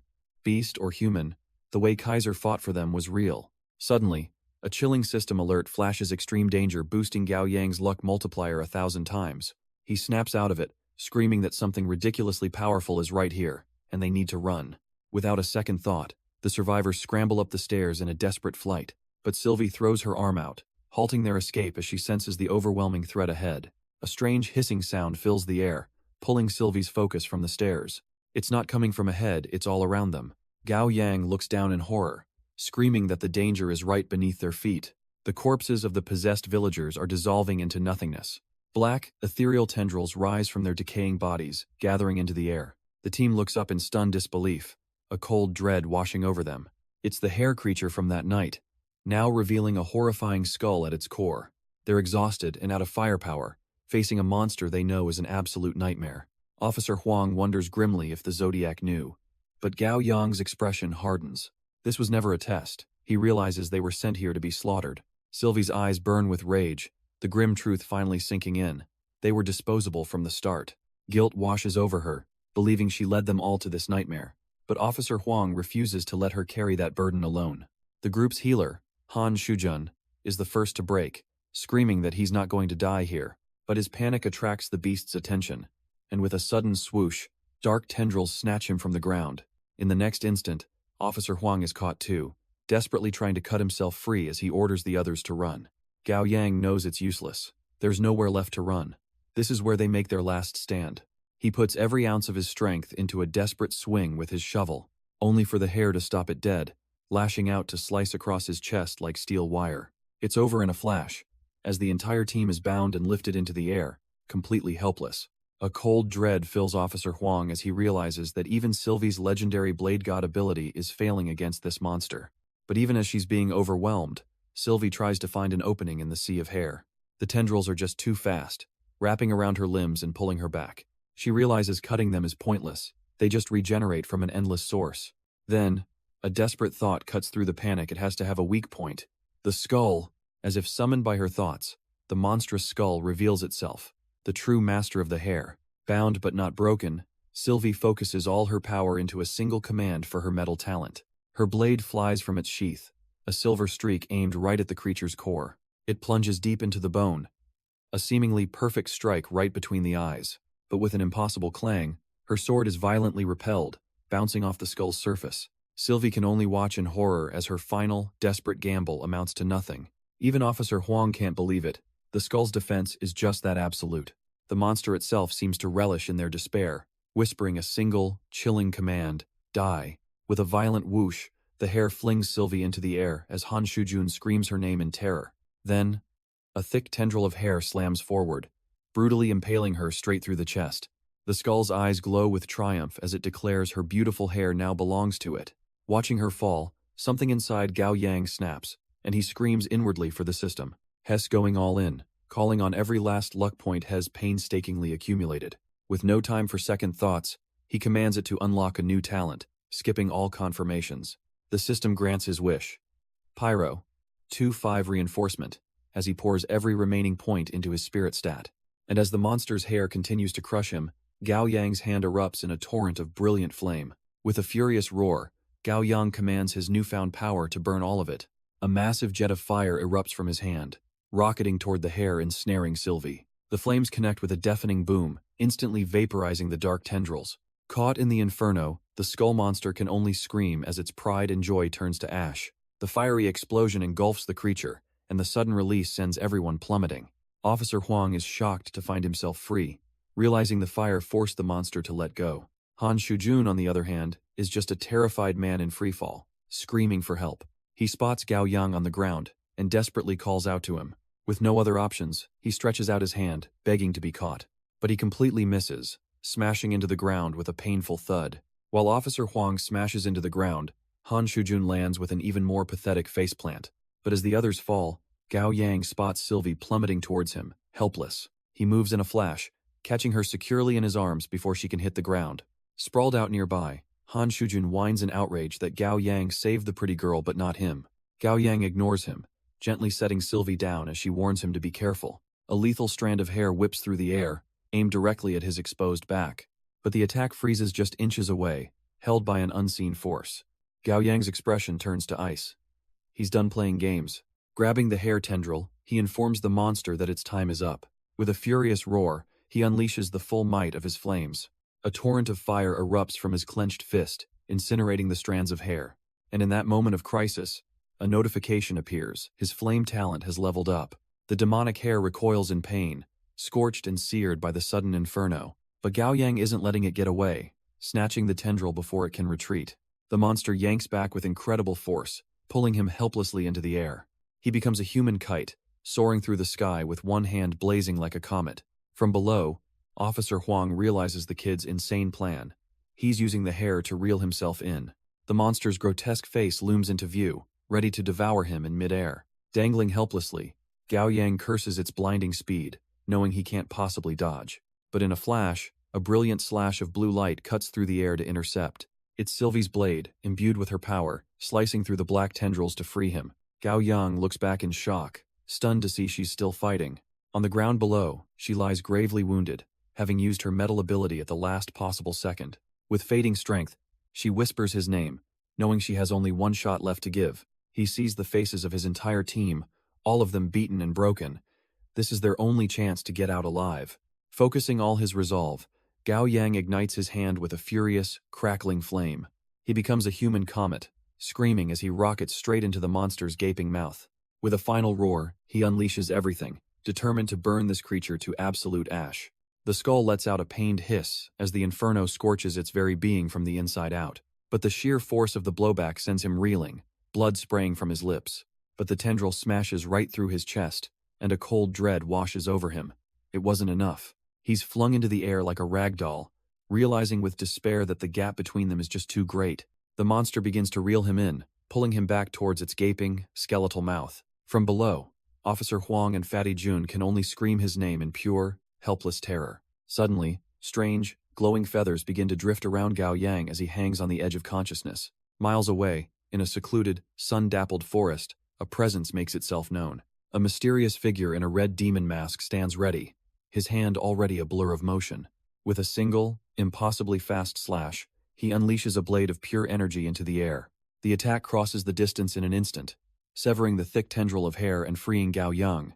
Enraged, the skull monster lets out a furious roar, its prey snatched away at the very last second. Just as Gao Yang plummets towards the ground, his mysterious savior swoops in. The masked man effortlessly catches him mid-air, neutralizing his fall. Holding the injured boy, he seems almost impressed, noting that he held on for quite a while. Gao Yang, weak and bleeding, can only manage to ask who this person is. The man lifts his mask, revealing a calm smile as he introduces himself. Zodiac Skyhound.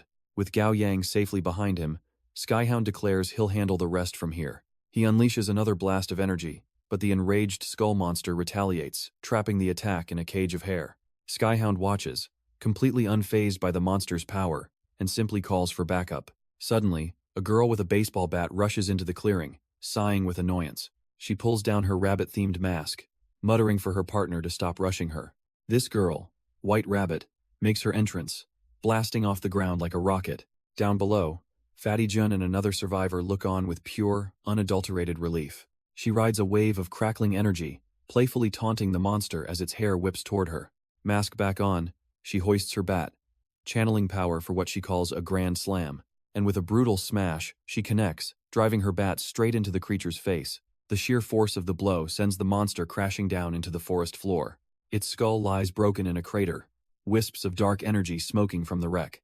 But it's not quite dead, as the head begins to crawl, desperately trying to reassemble itself. Suddenly, a new voice comments on how beaten up their ally is, offering to fix him. A confident man with spiky red hair steps out, mentioning a very peculiar type of electric healing. With a casual snap of his fingers, Hank Wu summons a crackle of raw power. A colossal bolt of lightning tears through the sky, crashing down upon the monster's remains. The skull is engulfed in a torrent of electricity, its dark energy vaporizing into smoke. From the dissipating cloud, a strange, spiky green orb the monster's core is ejected. Hank catches it, his confident smirk replaced by genuine shock as he discovers rune circuits inside. But White Rabbit has no time for trophies. She's desperately tending to Sylvie's life-threatening wound. The masked swordsman calls out, pointing to a nearby building, saying someone else is inside, barely alive. Hank scoffs, telling him to leave it, dismissing the person as just another delusion beast.